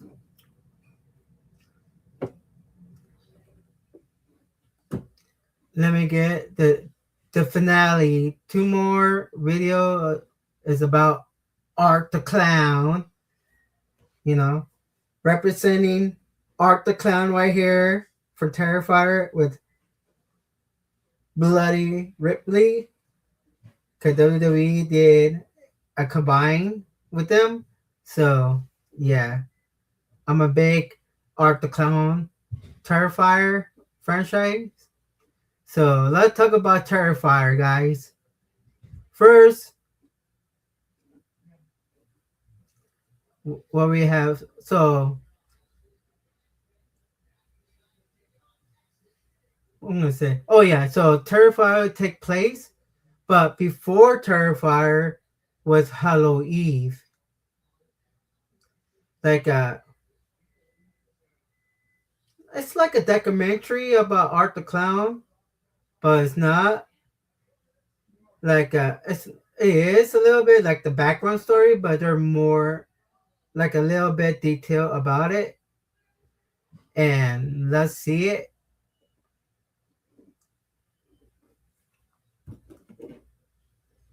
I'm getting the video up.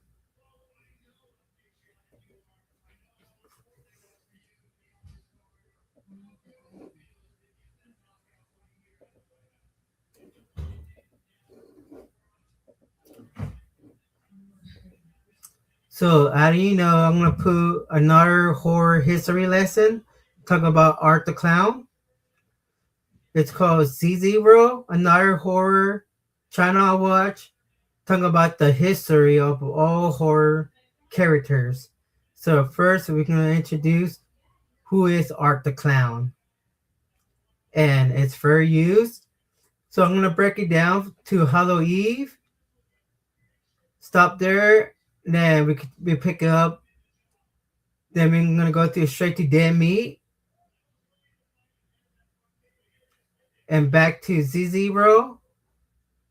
And we're gonna end it there. And that's it.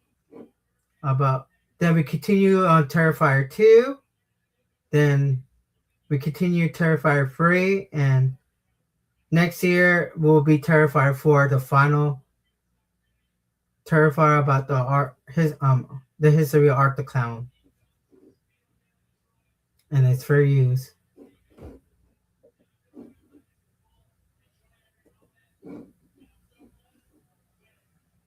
In 2013, a babysitter and the kids she's watching return home from trick-or-treating and discover a mysterious VHS tape mixed in with their Halloween candy. The VHS tape contains 3 different short films with one common element. So it first started with the short film. So there's going to be a free short film. How Art the Clown started. Each of them features a character that goes by Art the Clown. The first short is called The Ninth Circle, and the first time we see Art the Clown, he's creepily smiling. So it started The Ninth Circle. Smiling at the camera in a montage where he's just one creepy clown amongst many demons, shadowy figures, and whatever this is. The first time we see Art in action, he appears seemingly out of nowhere to harass a young woman waiting for her train in Realmsville Station. The woman ignores Art, but as we will come to learn, let you know who did Hollow Eve, not the original actor who played Terrifier 1, 2, and 3. It's not David who played the Terrifier ones, Art the Clown. It was another guy before him. And Art the Clown isn't someone who can be easily ignored. He literally carries a bag of tricks around with him to get people's attention. After politely asking him to stop, she decides to ignore him, so he saddles up next to her and hands her a flower, which is crawling with bugs. Her terror makes Art laugh hysterically, but also silently. Then, as she tries to run away, Art injects her with a sedative and takes her prisoner. The horn honking, the silent laughter, and the involuntary injections will remain some of Art's signature moves throughout his. Let you know, Art the Clown's signature move is the horn or needle, type of weapon. And Art the Clown is more into like slasher / bloody and gore. I let you guys know it's going to be blur all the gore. Because YouTube is. But do you have the stomach if you want to watch it on your own? It's pretty crazy. Resistance. But there's a huge difference in this short compared to everything that follows. Here, Art is literally working on behalf of the devil. His victim wakes up alongside 2 other women in a dungeon filled with the aforementioned demons and hideous creatures. So is Art a demon? It would seem so here, but later. So Art the Clown is a demon. On, there are also indications that he might be a disturbed human gifted with some supernatural abilities. He feels pain and he does die, albeit temporarily. The VHS tape that appears in Little Timmy's Trick-or-Treating Hall is an anthology, which means that 3 separate semi-amateur filmmakers made short films that incorporated Art the Clown. If this is true, then he must be something of an urban legend in this world. He's a known entity or a myth that people know about. So then who or what is Art the Clown? How can I analyze the history of a character who is left intentionally obtuse? We don't know where he comes from or what he's motivated by because he never speaks. He's just a horrendously violent, sometimes goofy clown who hides behind. So Art the Clown do not talk. It's more like a Jason and Michael Myers character. Behind his face paint. Even he does not seem entirely sure what he's capable of. Lucky for me, I've analyzed a horror villain just like this before. Art isn't the first brutally violent, mysterious, and mute serial killer with an obscured face. That would be the original slasher, Michael Myers. In fact, Myers was also something of an urban legend in his town, where local children referred to him as the Boogeyman. But as we dig further into the Art the Clown character, you'll see that the similarities between Art and Michael go deeper than general mannerisms and overall perception. I think Art the Clown could be a Michael Myers for a new generation. To find out how, stick around to the end of this video. This video is sponsored by Factor.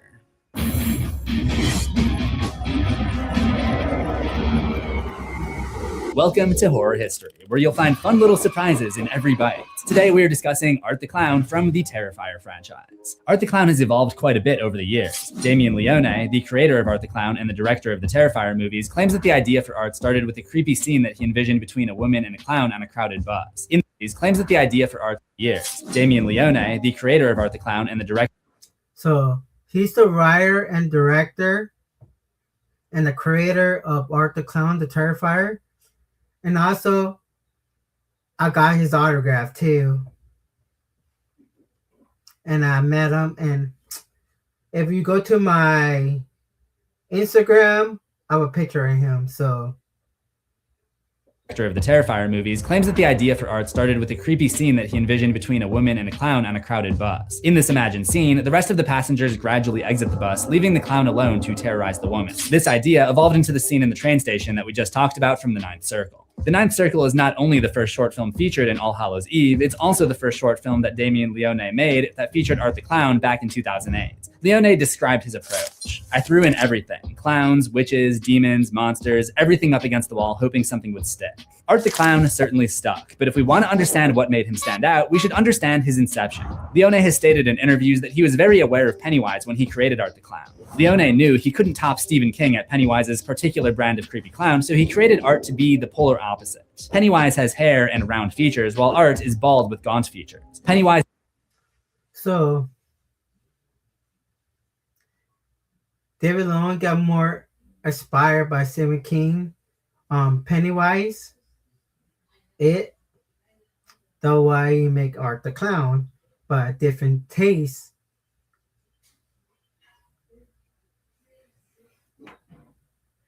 Is colorful, Art is black and white. Pennywise speaks, Art does not. Pennywise doesn't use weapons, but Art will use any weapons he can get his hands on. Instead of copying him, he used Pennywise as a sort of anti-inspiration. However, that doesn't mean that there aren't any similarities between Art the Clown and Pennywise. There is a hitchhiker scene in Leone's 2011 Terrifier short film that reminds me a lot of the scene from the first It movie where Pennywise flags down a driver and asks, "Don't you want it?" And there's even one scene where Art's eyes glow white, very reminiscent of Pennywise's deadlights. Whether intentional or not, there certainly is some crossover between these evil clowns. As far as appearances are concerned, Leone claims that Art the Clown's look was also partially inspired by a clown that appeared in his favorite TV show, The Twilight Zone, in an episode called 5 Characters in Search of an Exit. This clown doesn't chop any. Have you ever watched The Twilight Zone? I never see that TV show, but I remember Disney make a ride called that, but they changed it to Guardians of the Galaxy ride. One's limbs off, but he definitely looks somewhat similar to Art. Thankfully, Leone stopped short of giving Art a flower pot for a hat, but he does later try on these very stylish sunglasses. Audiences wanted more Art the Clown after The Ninth Circle, so Leone put him at the center of his 2011 short film, Terrifier. Leone put the short on YouTube where it got noticed by producer Jesse Badgett, who convinced Leone to put The Ninth Circle and the Terrifier shorts together with one other short in a horror anthology that eventually became All Hallows Eve. Art the Clown is the glue that holds All Hallows Eve together. His brutal acts of violence combined with Leone's expertise in special effects makeup helped the film stand out and garner demand for the feature-length Terrifier in 2016. This was one story, and it was Art's story from top to bottom, or I guess more appropriately, from bottom to top. If you've seen the movie, you know what I mean. The myth of Art the Clown continued to grow along with Leone's budget, and in 2022, Terrifier 2 really put Art the Clown and the entire franchise on the map. There's now a third Terrifier in the works, and Art has begun to pop up in popular culture. They've put his face on ugly Christmas sweaters, and he even made a cameo appearance on Pete Davidson's show, Bupkis. Art the Clown went from being an underground YouTube slasher to sharing an IMDb page with Edie Falco and Joe Pesci in the span of a decade. I think the secret to Art's growing popularity is the simplicity of the character. He's a creepy, horrendously violent clown dressed in black and white. We don't know much about him. He's a blank slate of a mute monster that only comes out on Halloween, putting him in the same camp as Michael Myers from the Halloween franchise. We don't know much about Michael Myers except for the fact that he's the antagonizing force in Laurie Strode's life. However, it's this open-ended brand of evil that makes Michael versatile enough to tell a variety of different stories over the years. Halloween 2 is about dreams and nightmares. H2O is about avoidance and facing one's fears, and the most recent trilogy is about intergenerational trauma. If you attach too many specifics to a character like Michael Myers, it would limit the kinds of stories that could be told around him. Instead, his most defining characteristic is that he's brutal and evil, much like Art the Clown. Storytellers have done this for years. Before Michael Myers, characters like Dracula, Frankenstein, and the Invisible Man were used to tell all sorts of stories that reflected the culture of their time periods. Outside of horror, there are characters like Mickey Mouse. The audience hardly knows anything about Mickey except for the fact that he's a friendly mouse that somehow owns a dog and has a girlfriend. Or is it wife? See, we don't even know that for sure. This allows Disney to do whatever they want with Mickey. He can star in Steamboat Willie, he can be used to tell a classic story like The Three Musketeers, or he can be the centerpiece of something more experimental like Fantasia. Mickey Mouse is simply a delivery system for happy stories, the same way that Art the Clown is a delivery system for hyper-violence. See, they're the same. Mickey equal Art the Clown. So with all of this in mind, let's dig in and go over everything we do know about Art the Clown to start to unravel some of his mysteries. In order to do that, we've got to take it back to Halloween Nights 2013 and the rest of the content on that mysterious VHS.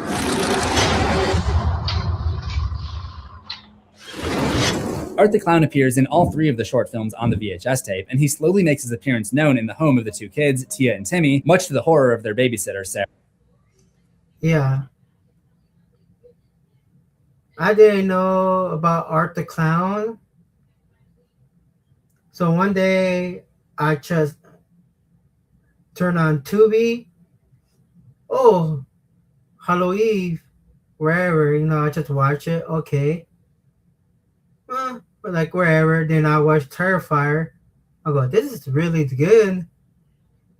Then out of nowhere, Terrifier 2 come out, and I really enjoyed Terrifier 2. But then I tell you why on the next saga, Terrifier 2, why I like Terrifier 2. But let's continue. We've already covered most of what Art does to the woman on the train platform in the Ninth Circle, but there are a few more things that I want to point out. First, in this short, Art looks a little different. We can actually see the skin of his neck between his mask and his costume. This could be a minor thing or an oversight, but it does make Art initially seem more human. Art doesn't seem human for very long. Right after he injects the woman with a sedative that knocks her out, Art appears in a more demon-like form with lit-up eyes, the first and last time that we see him this way. After the scene on the train platform, Art doesn't show up again until the very end of the film, when he honks his horn yet again. Everything that takes place in the Ninth Circle, between the glowing eyes and the flashback to the horn honking, seems to take place in hell. This makes sense because the Ninth Circle is a reference to Dante's Inferno, which is essentially a journey through the 9 circles of hell, with the Ninth Circle being the deepest level. So, the Ninth Circle is more like into like the demon world, like the devil or hell. There's certain levels where the devil resides. The devil actually makes an appearance and drinks the blood of a fetus in the short film. This begs the question, is Art the Clown a demon? If you only saw Art in this very first short film, you'd probably think so. There are allusions to angels and demons later on in Art's timeline, but overall, this direct line to the devil is mostly abandoned. The connection to the devil, the glowing eyes, the imperfect costume, and the fact that Art is played by a different actor in these short films can all be chalked up to artistic license. Remember, the character in these shorts isn't literally the Art the Clown. They're just interpretations of the idea of Art the Clown, a character from urban legends. So the idea that Art is demonic could merely be a theory by this filmmaker. See, it's just a scary movie. Let's watch it. Yes, that's me. That's me. That's me too. That's me. Like, what's that scary movie, guys? Also worth noting, Michael Myers was also interpreted to have occult origins in Halloween, The Curse of Michael Myers. The premise of this chapter in the Michael Myers story is that Michael was cursed as an infant by the demonic cult of Thorn, and that's why he must kill his own family. This wasn't a popular storyline, so that aspect was not included in future timelines. Art's direct link to the devil is also de-emphasized as his story progresses. He's evil enough without the devil, and as we're about to find out, he's got plenty of paranormal and supernatural abilities of his own.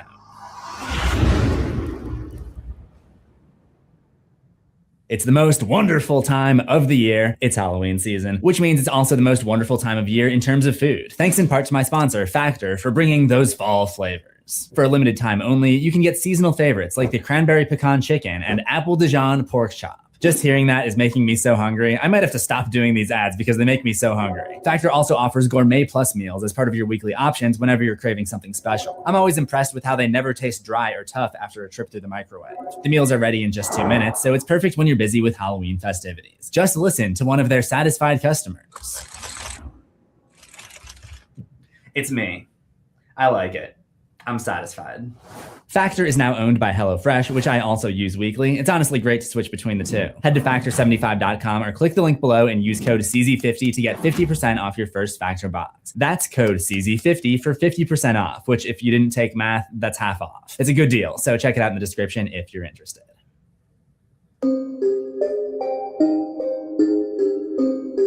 After Sarah decides that the kids have had enough freaky videotape for one night and sends them to bed, the real Art proves that he's not limited to just the world of fiction by hiding in Tia's closet and freaking her out. No, it's just make-believe. Demons, witches, monsters, that doesn't exist. But he wasn't really a monster if you think about it.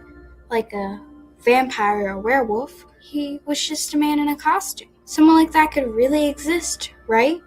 Like a serial killer, I mean. This seems intentional. The suggestion that Art might be human actually makes him scarier in the real world. Sarah goes back downstairs to watch more of the videotape in what I assume is the one house in America that still had a VCR hooked up in 2013. I guess finding a DVD or Blu-ray in your Halloween candy isn't... Yeah, VSS.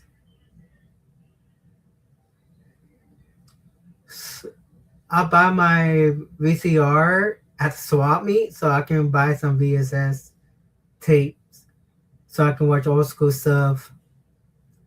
I still have Blu-ray, DVD, and 4K, but I'm gonna get rid of them.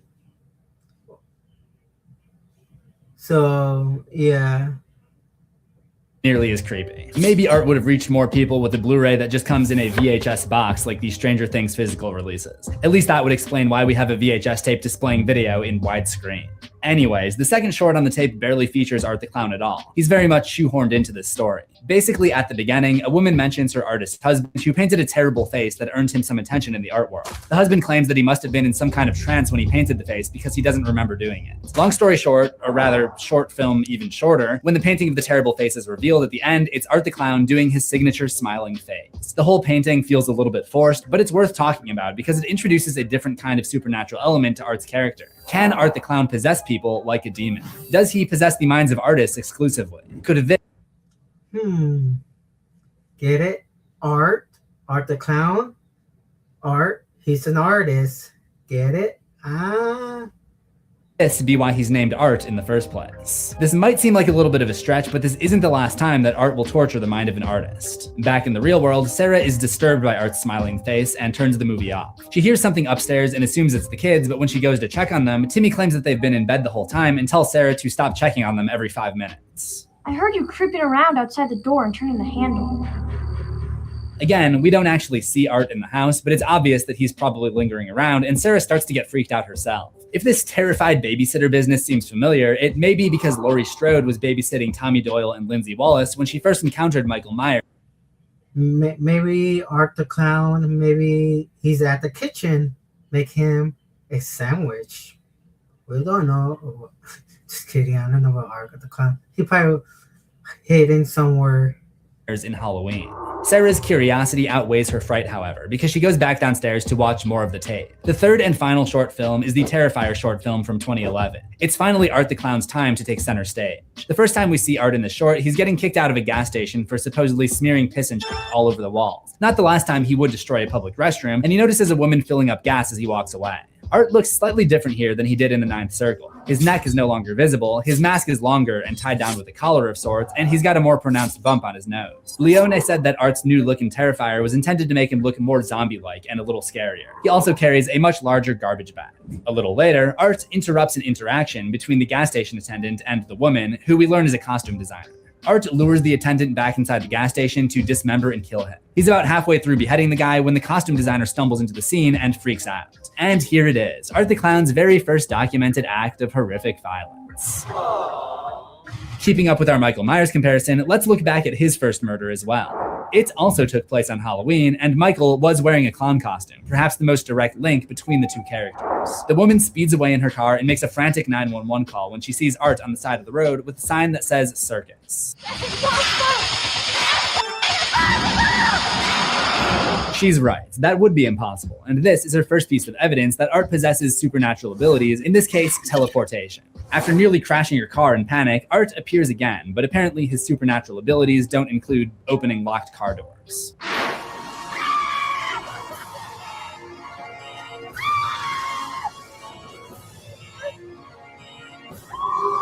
Art must have taken another victim earlier that night because the costume girl comes across another motorist who is dismembered and defaced, literally. The faceless driver looks very similar to some of the witches featured in the Ninth Circle, though I don't necessarily think the filmmakers are trying to say that Art's victims are banished to the hell depicted in the Ninth Circle. The costume designer drives away yet again, but little does she know, Art the Clown has stowed away in the back seat of her car. You can see she just leaves the door open when she goes to check on the other car.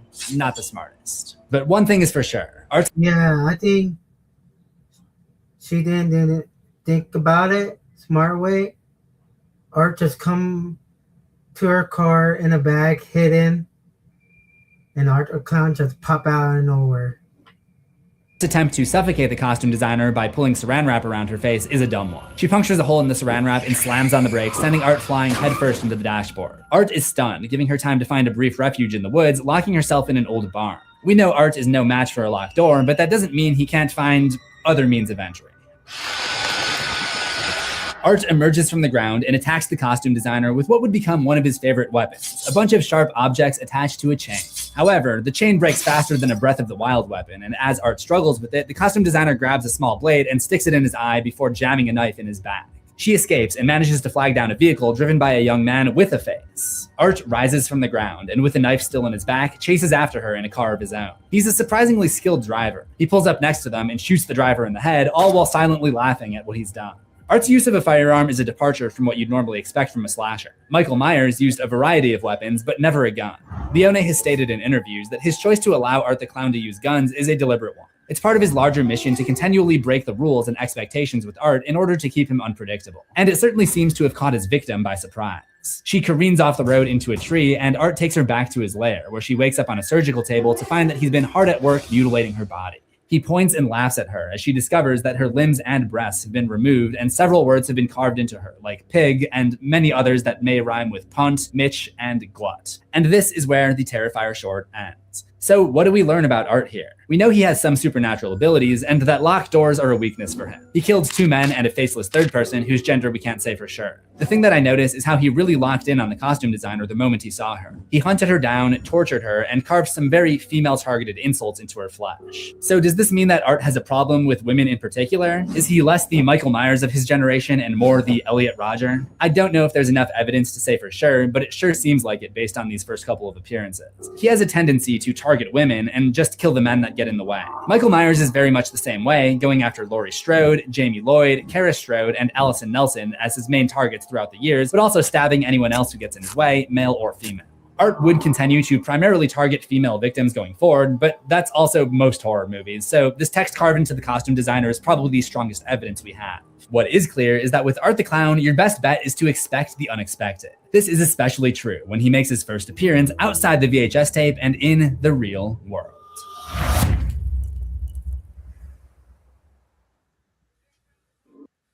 YouTubers, imagine having 1.4 million plus tracks from artists you love at your fingertips.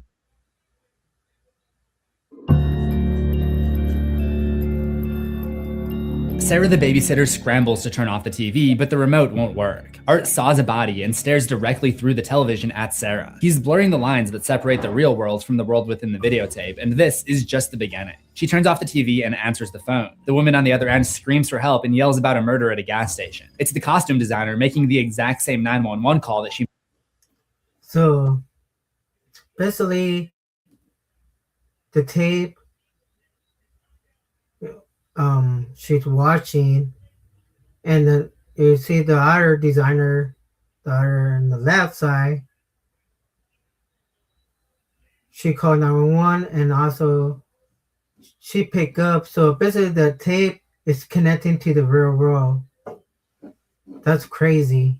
Made in the movie. The TV suddenly turns back on, and Art the Clown now appears to be literally trapped inside of it. After seemingly trying to break out of the TV screen, she sees the image of the living room that she's standing in, with Art sitting behind her. Seemingly to reflect this, he materializes in the real world, but Sarah smashes the tape before he can make contact with her, and he disappears. Tia screams upstairs and Sarah goes to check on her. But what she finds turns her entire world inside out.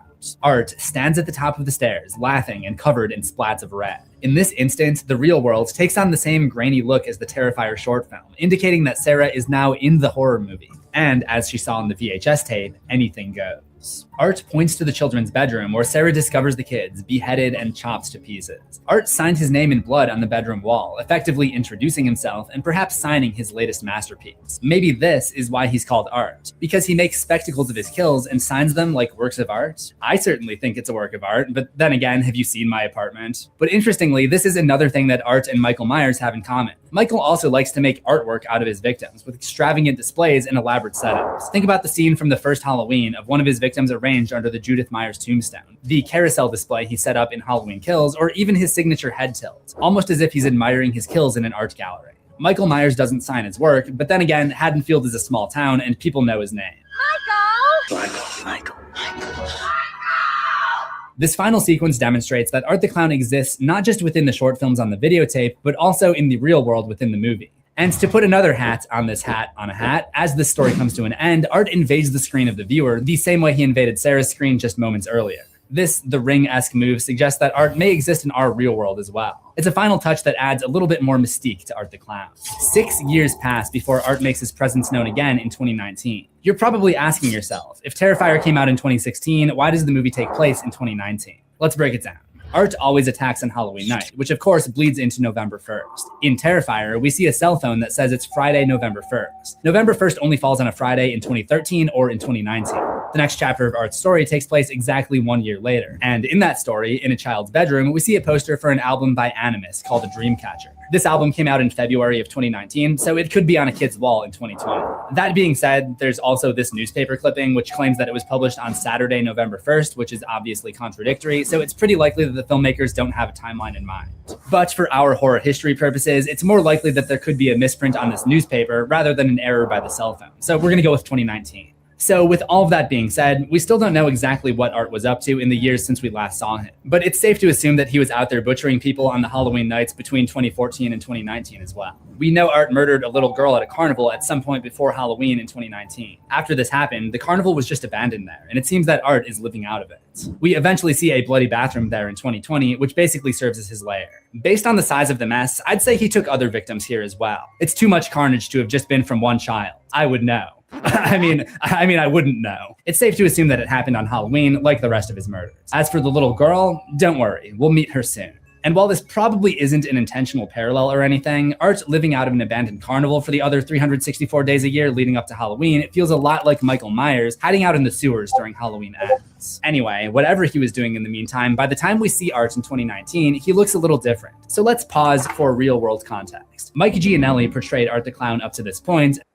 So Michael, he was the first original Art the Clown.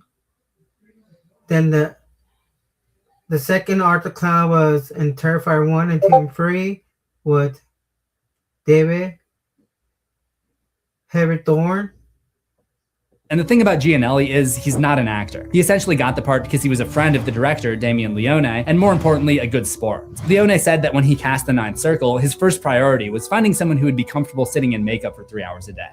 Gianelli had helped Leone with his makeup test before, so he got the job. He wasn't an actor before portraying Art the Clown, and he hasn't acted since. For the first feature-length Terrifier, Leone put out a casting call, and that's how he met David Howard Thornton. Leone said that the difference between the two actors is that Mike Gianelli was a guy dressed as a clown, but David Howard Thornton actually is a clown.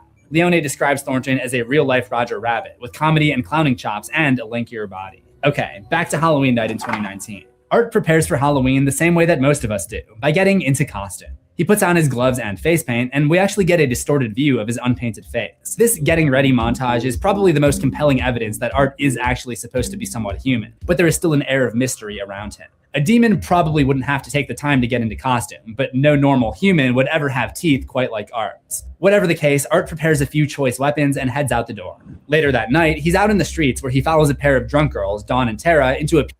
All right, I will stop there. Hello, hi Flario. Hi everyone. Find the tiny top of Terrifier, or is it just me? It's a Terrifier.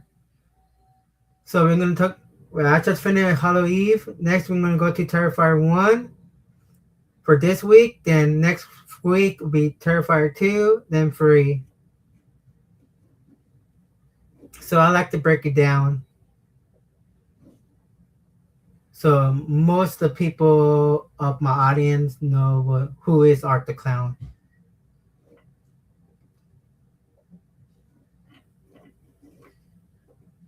And so far, let's go to one of my favorite YouTube channel.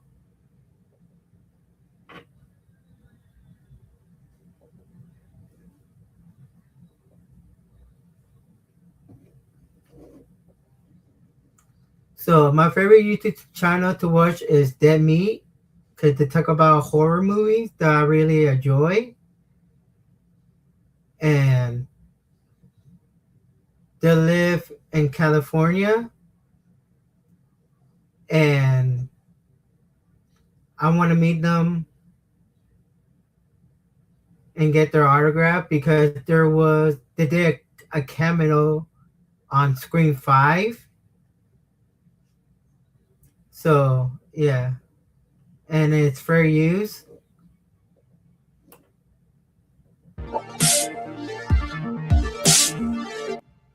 Welcome to the Kill Count, where we tally up the victims in all our favorite horror movies. I'm James A. Janice, and today we're looking at Terrifier, which premiered in 2016 before Dread Central released it more widely in 2018. Terrifier is a classic grindhouse film with no real story or...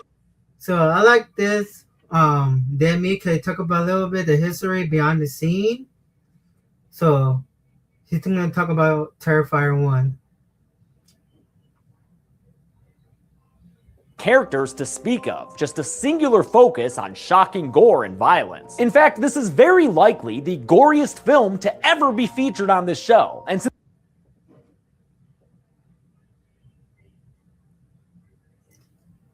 it's all new to me, but I am a big Halloween John Carpenter fan. Oh, John Carpenter? Flario, I met John Carpenter already, and I have his autograph.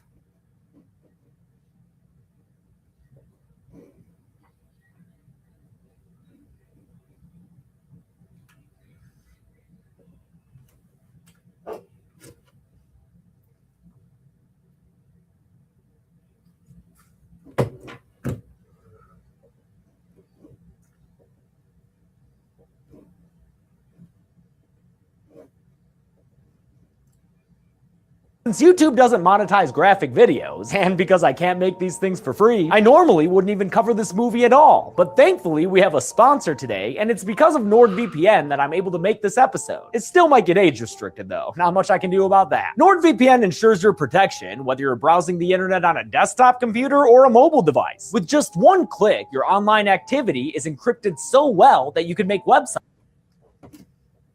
And also, I'm not.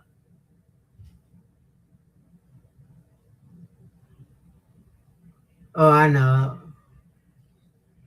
You look like Flario, but just kidding. Just kidding. I know you.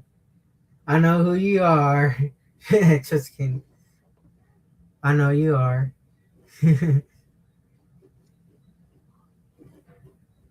Why I say Flario? You look like, I don't know.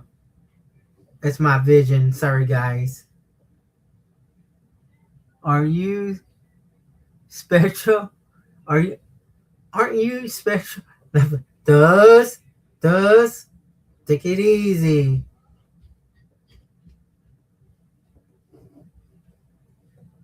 I need my glasses. I can read names. Right? Think you're connecting from an entirely different country. And if you're worried you'll get confused in spite of how simple it is, that's what the 24/7 customer support is for. So go to nordvpn.com/deadmeat to get 75% off a 3-year plan, and use the code DEADMEAT for an extra month for free. That's nordvpn.com/deadmeat, promo code DEADMEAT for 75% off a 3-year plan and an extra month for free. Now, like I said, it's Nord's sponsorship that's allowing me to make this video in the first place, but I simply cannot stress how motherfucking graphic this movie is. And so, for the mental health of you, my little meaties, this version of the video that you're watching right now is gonna have the most explicit stuff removed, because something tells me that the average viewer isn't gonna want to witness the atrocities within this film. It's still pretty graphic though, even with the worst stuff taken out. So if you're extremely sensitive or squeamish, maybe just sit this episode out entirely. And don't worry about the views or anything. I've already gotten paid thanks to Nord. But I do know that some of you out there want to see every droplet of blood that you can, you sick fucks. And so again, thanks to NordVPN, I'm offering up today's explicit episode to absolutely anyone who wants to watch it, patron or not. All you gotta do is click that bubble up there and you'll be in for a world of gore. For those of you willing to brave it, Godspeed. And for the rest of you, let's finally get on with the rest of this video. What do you say? Terrifier was written, directed, co-produced, and edited by Damien Leone, which is a lot to have on one plate. And in the case of all those positions, it really shows. However, Mr. Leone also did the film's special effects makeup, which is what his background is in, and it's there that the movie excels. Terrifier's effects are all done practically and look amazing. So if that's all you care about in a horror movie, look no further. Another highlight is the film's antagonist, the creepy, mime-like Art the Clown,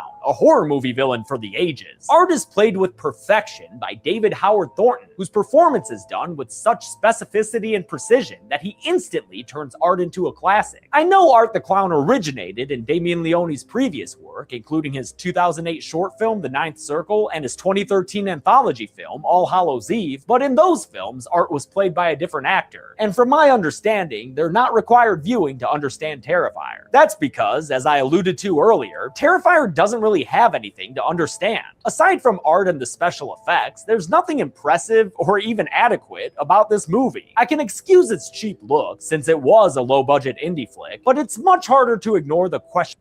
Yeah, it was an indie film. Also was they used funding also, like Indiegogo. And now Terrifier franchise is huge now. Questionable acting from anyone who's not playing Art the Clown. That was the longest piss I've ever taken. Plus, there's no fun flavor or tone to this thing. It's just kind of mean and bloody. I don't know, I just wish it had a little bit more below the surface. But wow, can you count on this thing for kills? And count the kills in this thing. Let's go ahead and do that.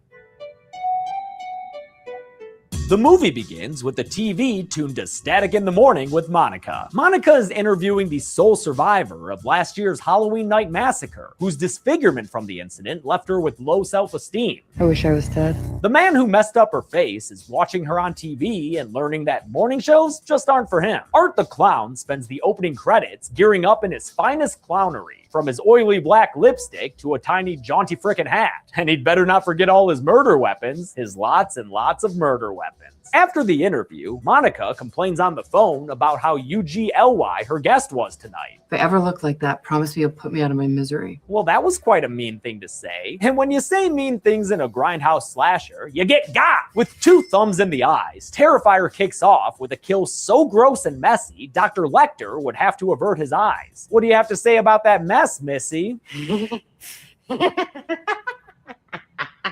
No, I guess she's proud of herself. It's Halloween night, and friends Tara and Dawn are heading back from a party, way too wasted to drive. Where the fuck was this party, dude? In the industrial part of town? There's nothing around them. Well, nothing except a scary clown, that is, standing on the sidewalk and smiling at them. I think. They must be in the circus district. After he scares them and disappears, the girls head to a pizza place in a strip mall that looks like it'd be located right next to an airport. The girls chat with each other, sounding like AI trying. So basically, Art the Clown, he used all kind of weapons. He used needles, knife, firearm. So it doesn't matter who you use. He liked this movie. It's more like bloody and gore into the horror, and it's a slasher. to replicate human conversation. If you only had a brain. I've been wanting to use that one all night. Congratulations. When Art the Clown walks in and takes an aggressive seat at a table. Well, you know, aggressive at first. Now he's happy. Mad again. Cute little princess. David Howard Thornton kicks a lot of creepy ass as Art, and it's nice to hear that he was apparently a real nice guy on set, too. I'm gonna kill some people tonight. I want you right now, that's it, cool. I want you right. Somehow, though, Tara is the only one. Yeah, David Howard Thornton. He's really, really nice person to me, and he is what's it called? He have a disability also. He's autistic person, so I can relate to him. One reacting to him realistically. Dawn is trying to add him on Snapchat and shit. Puppy dog filter, you bitch. Haha, get it? Art whips out a quarter and puts it in a vending machine for a nice shiny plastic ring that he puts on Tara's finger. Why are you girls not reacting with fear? This is not a funny haha clown. Art leaves them to go to the bathroom, and he gets himself in big doo-doo when he gets the bathroom in big doo-doo. Gross. Oh, but he proud of that dookie. High five for Dookie, Art. Sufficiently sober, Tara and Dawn head back to their car, only to find it with a newly flat tire. Tara and also you can find this movie at Tubi for free, so calls her studious sister Vic so she can come pick them up and give them condescending lectures about digital habits. Your phone died. Can you ever go out without using social media every 30 seconds? Back at the pizza place, when employee Ramon is finished cleaning up Art's poop art, he returns to front of house to find his pizza parlor boss Steve transformed into a decapitated jack-o'-lantern. And here's the prize carver now. Did you carve that head with just a cleaver, Art? That's some talented shit right there. Art cleaves Ramon's hand to make himself a finger pizza, extra sauce, then kills this dude with so many face stabs that he leaves his head looking like a watermelon that got red weddinged. The Clown Academy sends their regards. Yeah, Art's straight savage, but maybe not as savage as having to listen to more of this dialogue after Tara tells Dawn she has to pee. It's the middle of the night.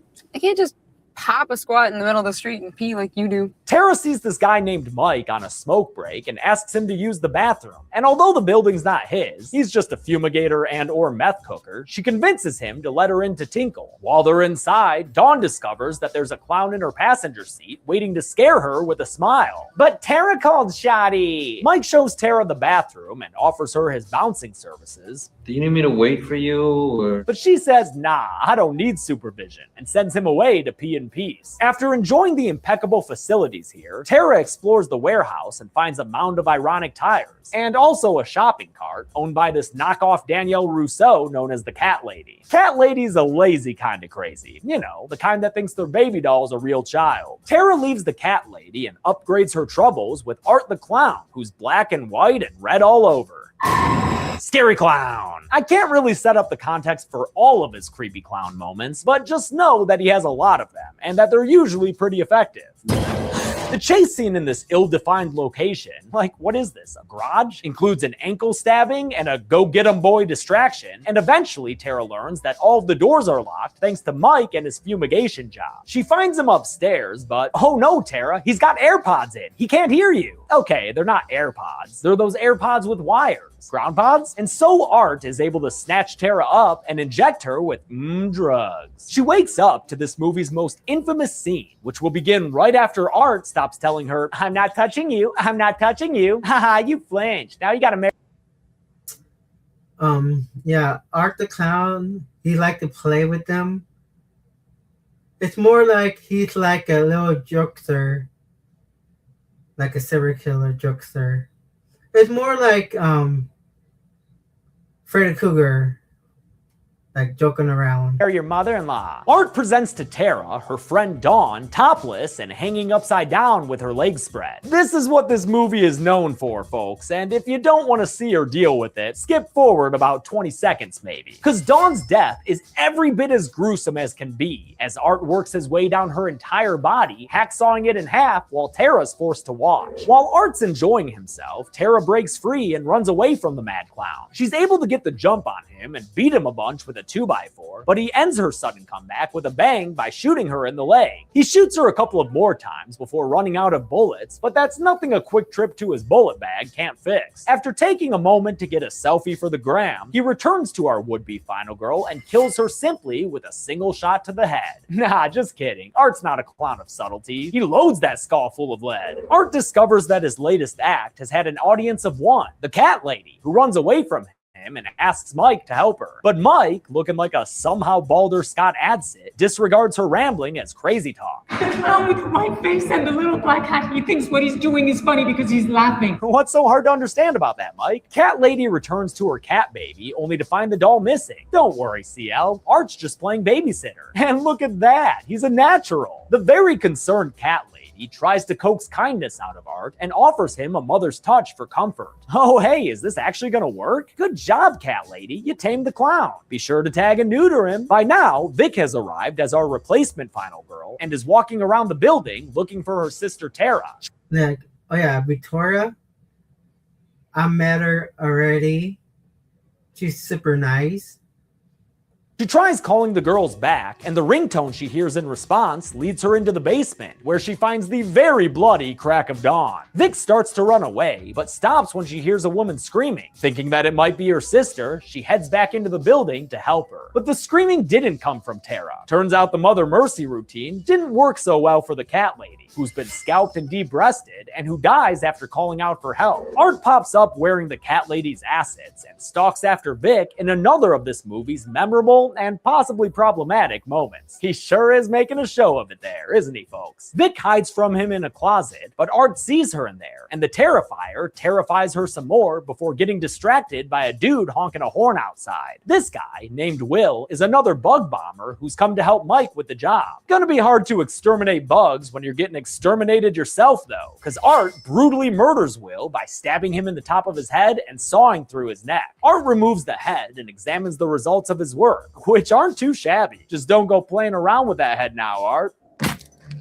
Ha! Clowns. After that messy kill, Vic tries to escape the building again, and Art does some more theatrical weird shit, because that's pretty much all this movie is. It's lucky David Howard Thornton's able to sell it so well. At one point, he gets a plastic bag around Vic's head, but she's able to tear herself free and stab him in the foot to get away again. Rude fucking clown. Vic finds the corpse of her sister trying to hitchhike her way to a circus, apparently, and while she's distracted, Art shows up and starts slicing Vic all to hell with his scalpel flail. Flapple? Lucky for Vic, Mike shows up and saves her by knocking the clown out. They leave without double tapping Art, and Mike calls the police, which results in the longest 911 phone conversation I've ever seen in a movie. They're like getting a full-on crime report from him here. Mike tries to get Vic out of there, but before he can, Art shows up and knocks him down with his own fumigation equipment. The clown kills the bug bomber with multiple stomps to the head, his final clown shoe squash giving us a classic head explosion. It was a great kill, sure, but not exactly funny, so you want to shut the fuck up there, Art? Vic stabs Art in his stupid clown face and gets away yet again, escaping his reach, if not his clown horn.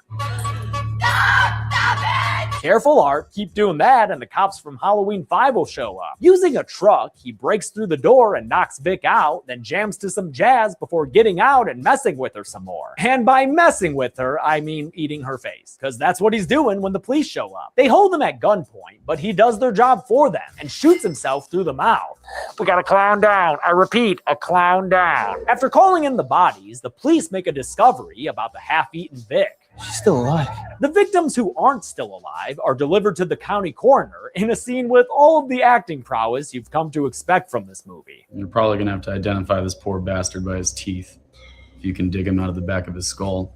So I should put on a 7th pot of coffee then, huh? When the coroner goes to inspect Art's body, he appears to be still alive. And then all the lights and electronics flash a bunch? What? Since when is Art magic? I'm down or whatever. Just tell me about this shit ahead of time, you know? With the art show concluded, the clown rises up and apparently kills the coroner by strangling him to death. He might have done more while the camera was backtracking away, but we can only say what we know, right? 1 year later, the movie reveals what we've already figured out by now. Victoria is the woman from the interview at the start of the movie. Good luck with your interview tomorrow. The movie ends with this stuff to make Vic scary. Did it work on you? It's kind of scary, I guess. How many kills did Art secure in between all of his circus acts? Let's find out and get to the numbers.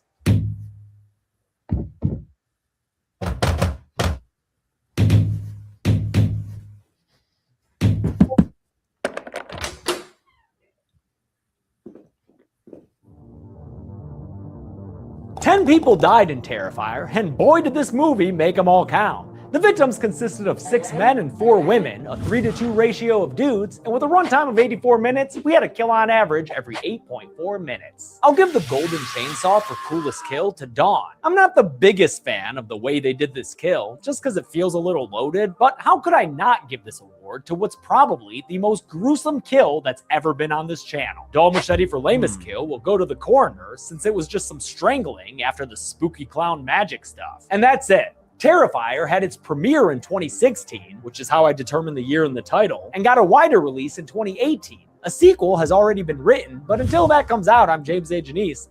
This has been the Kill Count. Thanks a lot for watching this extra Kill Count. This episode only exists because of NordVPN and their sponsorship. I use Nord every day. It's just one simple click and I feel protected going on the internet. And Nord's a great fit for this episode because what are hackers if not the scary evil clowns of the internet? The white grease paint there is from when Chelsea and I were Pennywise and Pennywise. It is very messy stuff. Be good people.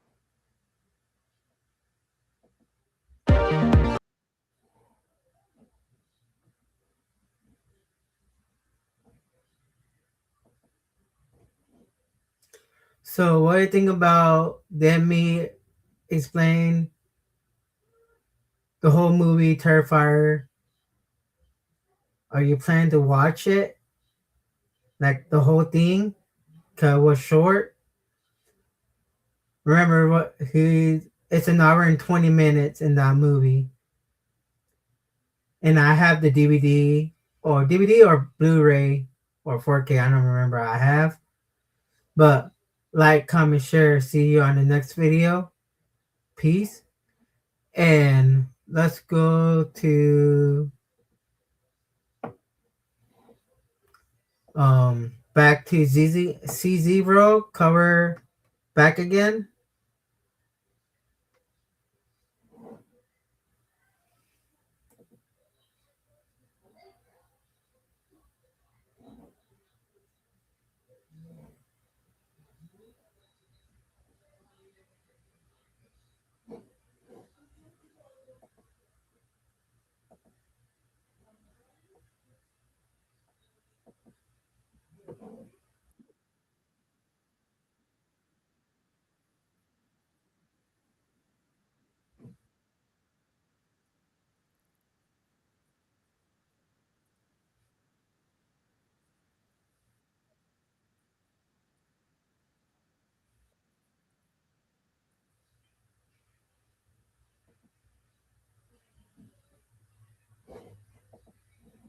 Alright guys, we're gonna go back to C0 and we're gonna end that to finish Terrifier 1, more history.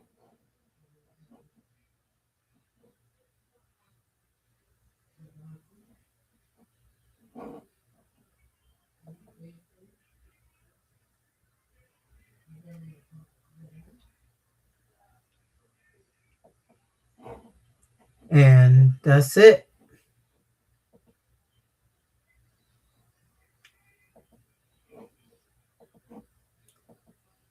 And it's fair use.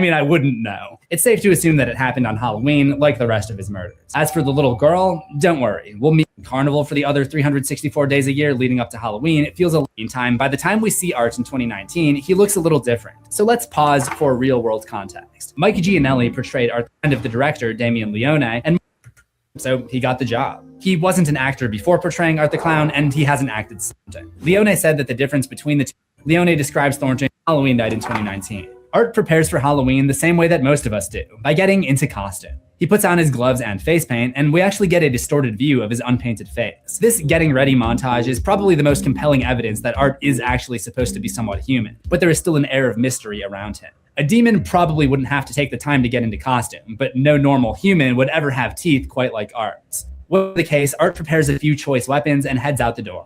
Later that night, he's out in the streets where he follows a pair of drunk girls, Dawn and Tara, into a pizza place where they attempt to sober up before driving home. Art vies for Tara's attention and takes a selfie with Dawn before heading to the bathroom to make another horrific mess. I guess the events of the Terrifier short film really do come from a place of truth. This time, he even signs his name with the resources he has available. I guess a true artist can make something beautiful with whatever tools he or she has on hand. And I'm not just saying that because I've used the same camera for every episode of Horror History.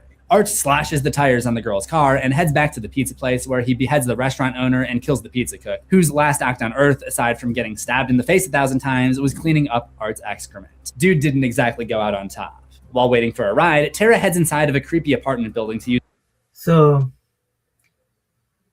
when Art the Clown murder the pizza guy, he was stalking the Tara and her friend. Tara needed to use the restroom. The bathroom, leaving Dawn to wait in the car alone. A breaking news alert mentions the murders in the pizza restaurant, and the details are especially troubling. The police are on the lookout for a tall, thin man wearing a black and white clown costume and carrying a large garbage bag.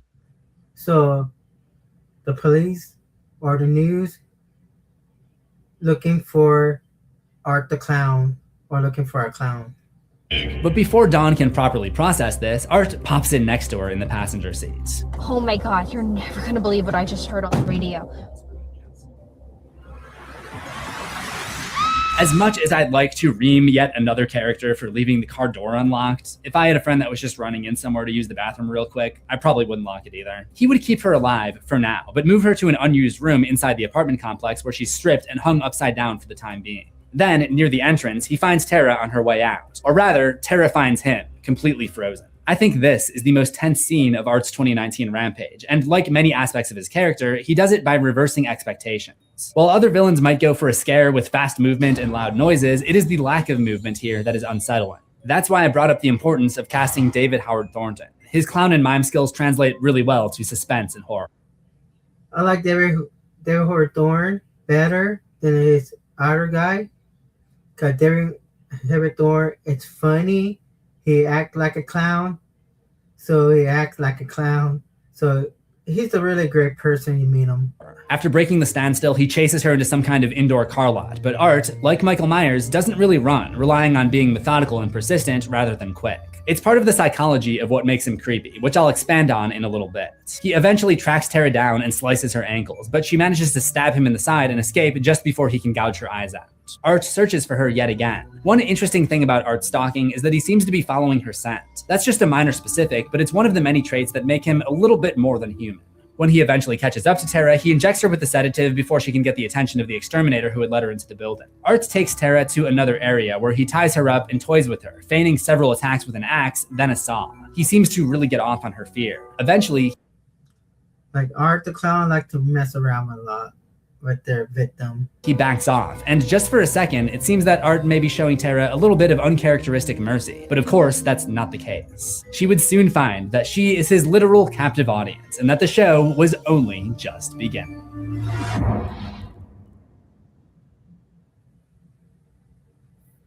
I don't really know how to build something custom like that. In Airtable, I was able to build this in about 2 minutes. It's got all of my data presented exactly the way that I was envisioning. So I just gave a little bit of instruction.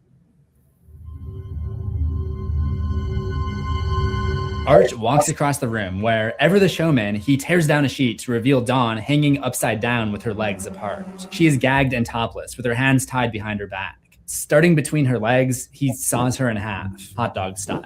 This is arguably one of the most brutal scenes of all time. As he saws, he continually checks in on Tara, laughing all the while. Art is putting on a show, and the fact that he forces Tara to watch gives us a clue as to his motivation. Clearly, he set up this entire scenario so that he would have an audience. Maybe this is why he first appeared on that. Like, you know, Art the Clown, like the circus, he must have an audience to watch somebody murder. Mysterious VHS tape 6 years prior. He wants people to watch him do the terrible things he does. He's a clown and a mime after all. Clowns and mimes need audiences to perform in front of. Even the way the sheet is set up before revealing Dawn almost looks like a stage curtain. By making his kills more gruesome and hard for others to watch, Art maybe gets more out of it for himself. Of course, with showmanship also comes drama. Tara manages to wiggle free and stab Art, and though he makes no audible scream, the pain is written all over his face. He bounces back quickly and follows her into a garage where she beats him with a 2x4. Art is on the ropes, but just as it appears that he may actually be defeated with one more blow to the head, he pulls out a gun and shoots her in the leg, in the side, and finally, in the face. It's a cheap way out of the situation, but it does sort of follow Art's rule of doing the unexpected. He discovers Dawn's phone while reloading his gun in the other room, and he sees a text from Victoria, Tara's sister, who the two had called to pick them up. He may be mute, but apparently he understands English and how to use a smartphone, instructing her to come around to the back. When he returns to Tara, who is somehow still alive despite being shot in the face, he finishes the job, but then notices someone is watching him. It's a strange, delusional woman who lives in the building and carries around a baby doll, taking care of it and acting as if it's a real baby. For some reason, she's listed in the credits as Cat Lady, even though she has a baby doll, not a cat. We do hear cat noises when Tara first runs into her, but that hardly seems like a justification for making that her whole entire thing. I do have a better theory about who she is, which I'll get to a little bit later. On the way to reach the so-called Cat Lady, he crosses paths with the Exterminator and smacks him unconscious with a hammer. Unlike the time Michael Myers killed a man in a jumpsuit and proceeded to steal that jumpsuit, Art lets the Exterminator keep his clothing, but he would be due for an outfit change not long after. Instead of killing the baby doll lady, he steals her doll and treats it like a real baby. And when she discovers this, she pleads with him. Is there kindness in you? Somewhere in your heart? Have you ever felt a mother's touch? She touches him tenderly on the face, and he leans into it and starts sucking his thumb. I don't know what the fuck that's all about, but I think it's safe to say that Art does indeed have issues with women. And while we probably won't ever get a backstory on how these issues came about, we can assume that they stem from some kind of trauma. Let's take his 1970s counterpart Michael Myers as an example. In a previous video, I discussed how Michael may have been traumatized by seeing his sister Judith perform sexual acts when he was young. And this was the root of all of his issues and likely the motivation behind killing her in the opening of the original Halloween. It seems that whatever the cause, Art's issues around women go even crazier, because he cuts off the baby lady's scalp and breast to turn himself into a maternal figure, which is how he greets Tara's sister Victoria when she comes into the building to search. Art does a Bugs Bunny pretty lady routine before attempting to break into the locked closet where Victoria is hiding. Once again, he struggles with the locked door before going outside to decapitate the Exterminator's coworker who had come for backup. He pulls the guy's head off without much difficulty. Honestly, if Art hadn't gotten to him, the guy's head was probably coming off before long one way or another. Back in the warehouse, he sneaks up on Victoria and tries the old suffocation via saran wrap routine, just like in the Terrifier short. It takes a while, but like the woman in the short, Victoria realizes she can tear a hole in the plastic. And I love how dumbfounded Art looks that his plan failed. So close. And she uses this moment of confusion to stab him in the foot with a giant nail that's lying around. The chase continues into seedier and seedier looking areas of the supposed apartment complex. So Victoria tried to escape. That he stabbed Art the Clown on his foot. Eventually discovers Tara's body, decorated with the circus sign from the short film. But Art finds her and whips her with his classic chain full of sharp objects, not realizing the Exterminator, that is, the original Exterminator, is sneaking up behind him to knock him out. After regaining consciousness, Art catches up with him and stomps his face in with his big clown shoes. Who's the Exterminator now, Mike? The last person to go after is Victoria, but she stabs him in the eye and escapes into some kind of restricted area with big swinging doors, kind of like the barn doors from the short film. Art can't squeeze through, once again proving his inability to pick a lock to be his greatest and most exploited weakness, so he's left to improvise. The last time we saw him burrow under the ground, but that was just a short film, so it's hard to say if that's realistic for him. This time he opts for a simpler solution. He steals the Exterminator's truck and drives it right through the doors, knocking Victoria out cold. This is the second time he's driven a car, which begs the question, who the hell gave this guy a license? Strangely enough, Michael Myers... So funny how, like, Art the Clown he know how to drive a car, Same thing like Michael Myers. Like how Michael Myers drive a car, he was locked up in a mental place. But he know how to drive a car.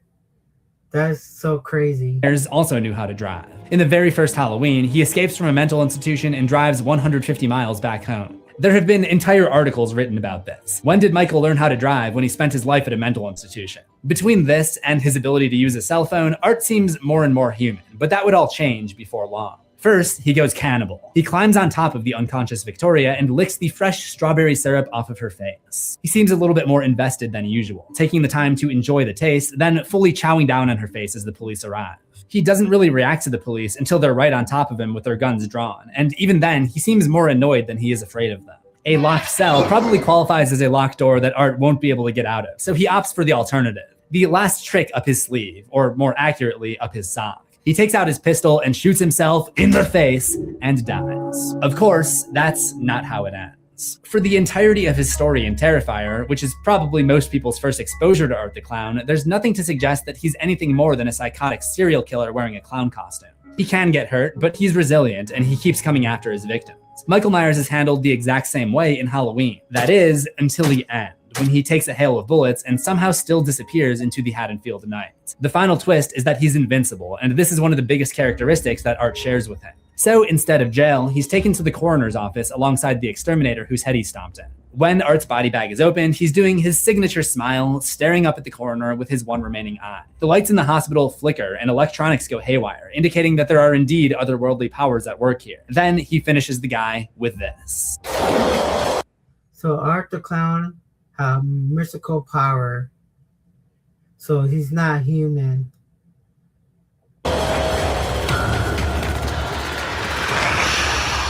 I somehow don't think it's a coincidence that Art sits up the exact same way Michael Myers does after regenerating from a major injury. He would later slit the man's throat as well. When he checks out his injuries in the mirror, he kind of looks surprised and uses some of his brain juice to sign his name in the mirror. His reaction makes me think that this is the first time that he's respawned, and even he did not expect it. After smashing the guy's teeth out with a hammer, he pulls the coroner's eye straight out of its socket and places it into his own empty eye cavity to try it on for size. An eye for an eye, or I guess more accurately, an eye for nothing. Victoria, by the way, does survive the incident and becomes something of a media sensation, partially due to the fact that she has no face. After an interview with a journalist known for her exploitative and sensational nature, she savagely attacks the journalist backstage. This shows that the evil force driving Art the Clown might be contagious, which sets the stage perfectly for Art's next chapter.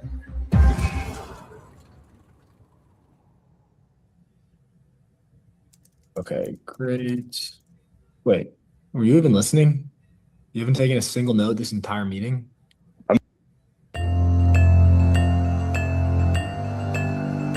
After taking out the coroner early in the morning on November 1st, he scours his supplies and steals some fluoroantimonic acid. Alright guys, we left for C0 what do you think about the first Terrifier, Art the Clown?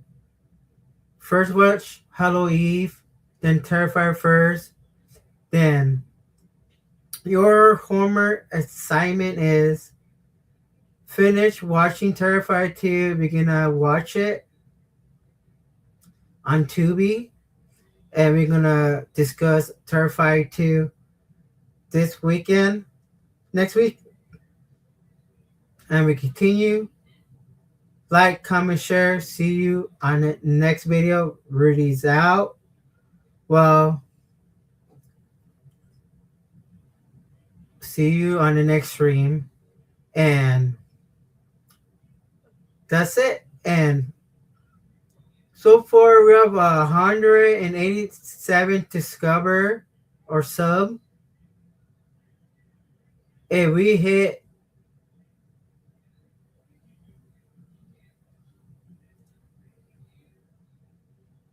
500 in the first tier. I finished completing my watch time hour. If we hit 500, I'm doing a free giveaway. And I'll tell you guys later on what is the free giveaway. So Hope you watch this video. Give it a like. Give it a comment. See you on the next video. Peace. I'm out. Have a great night.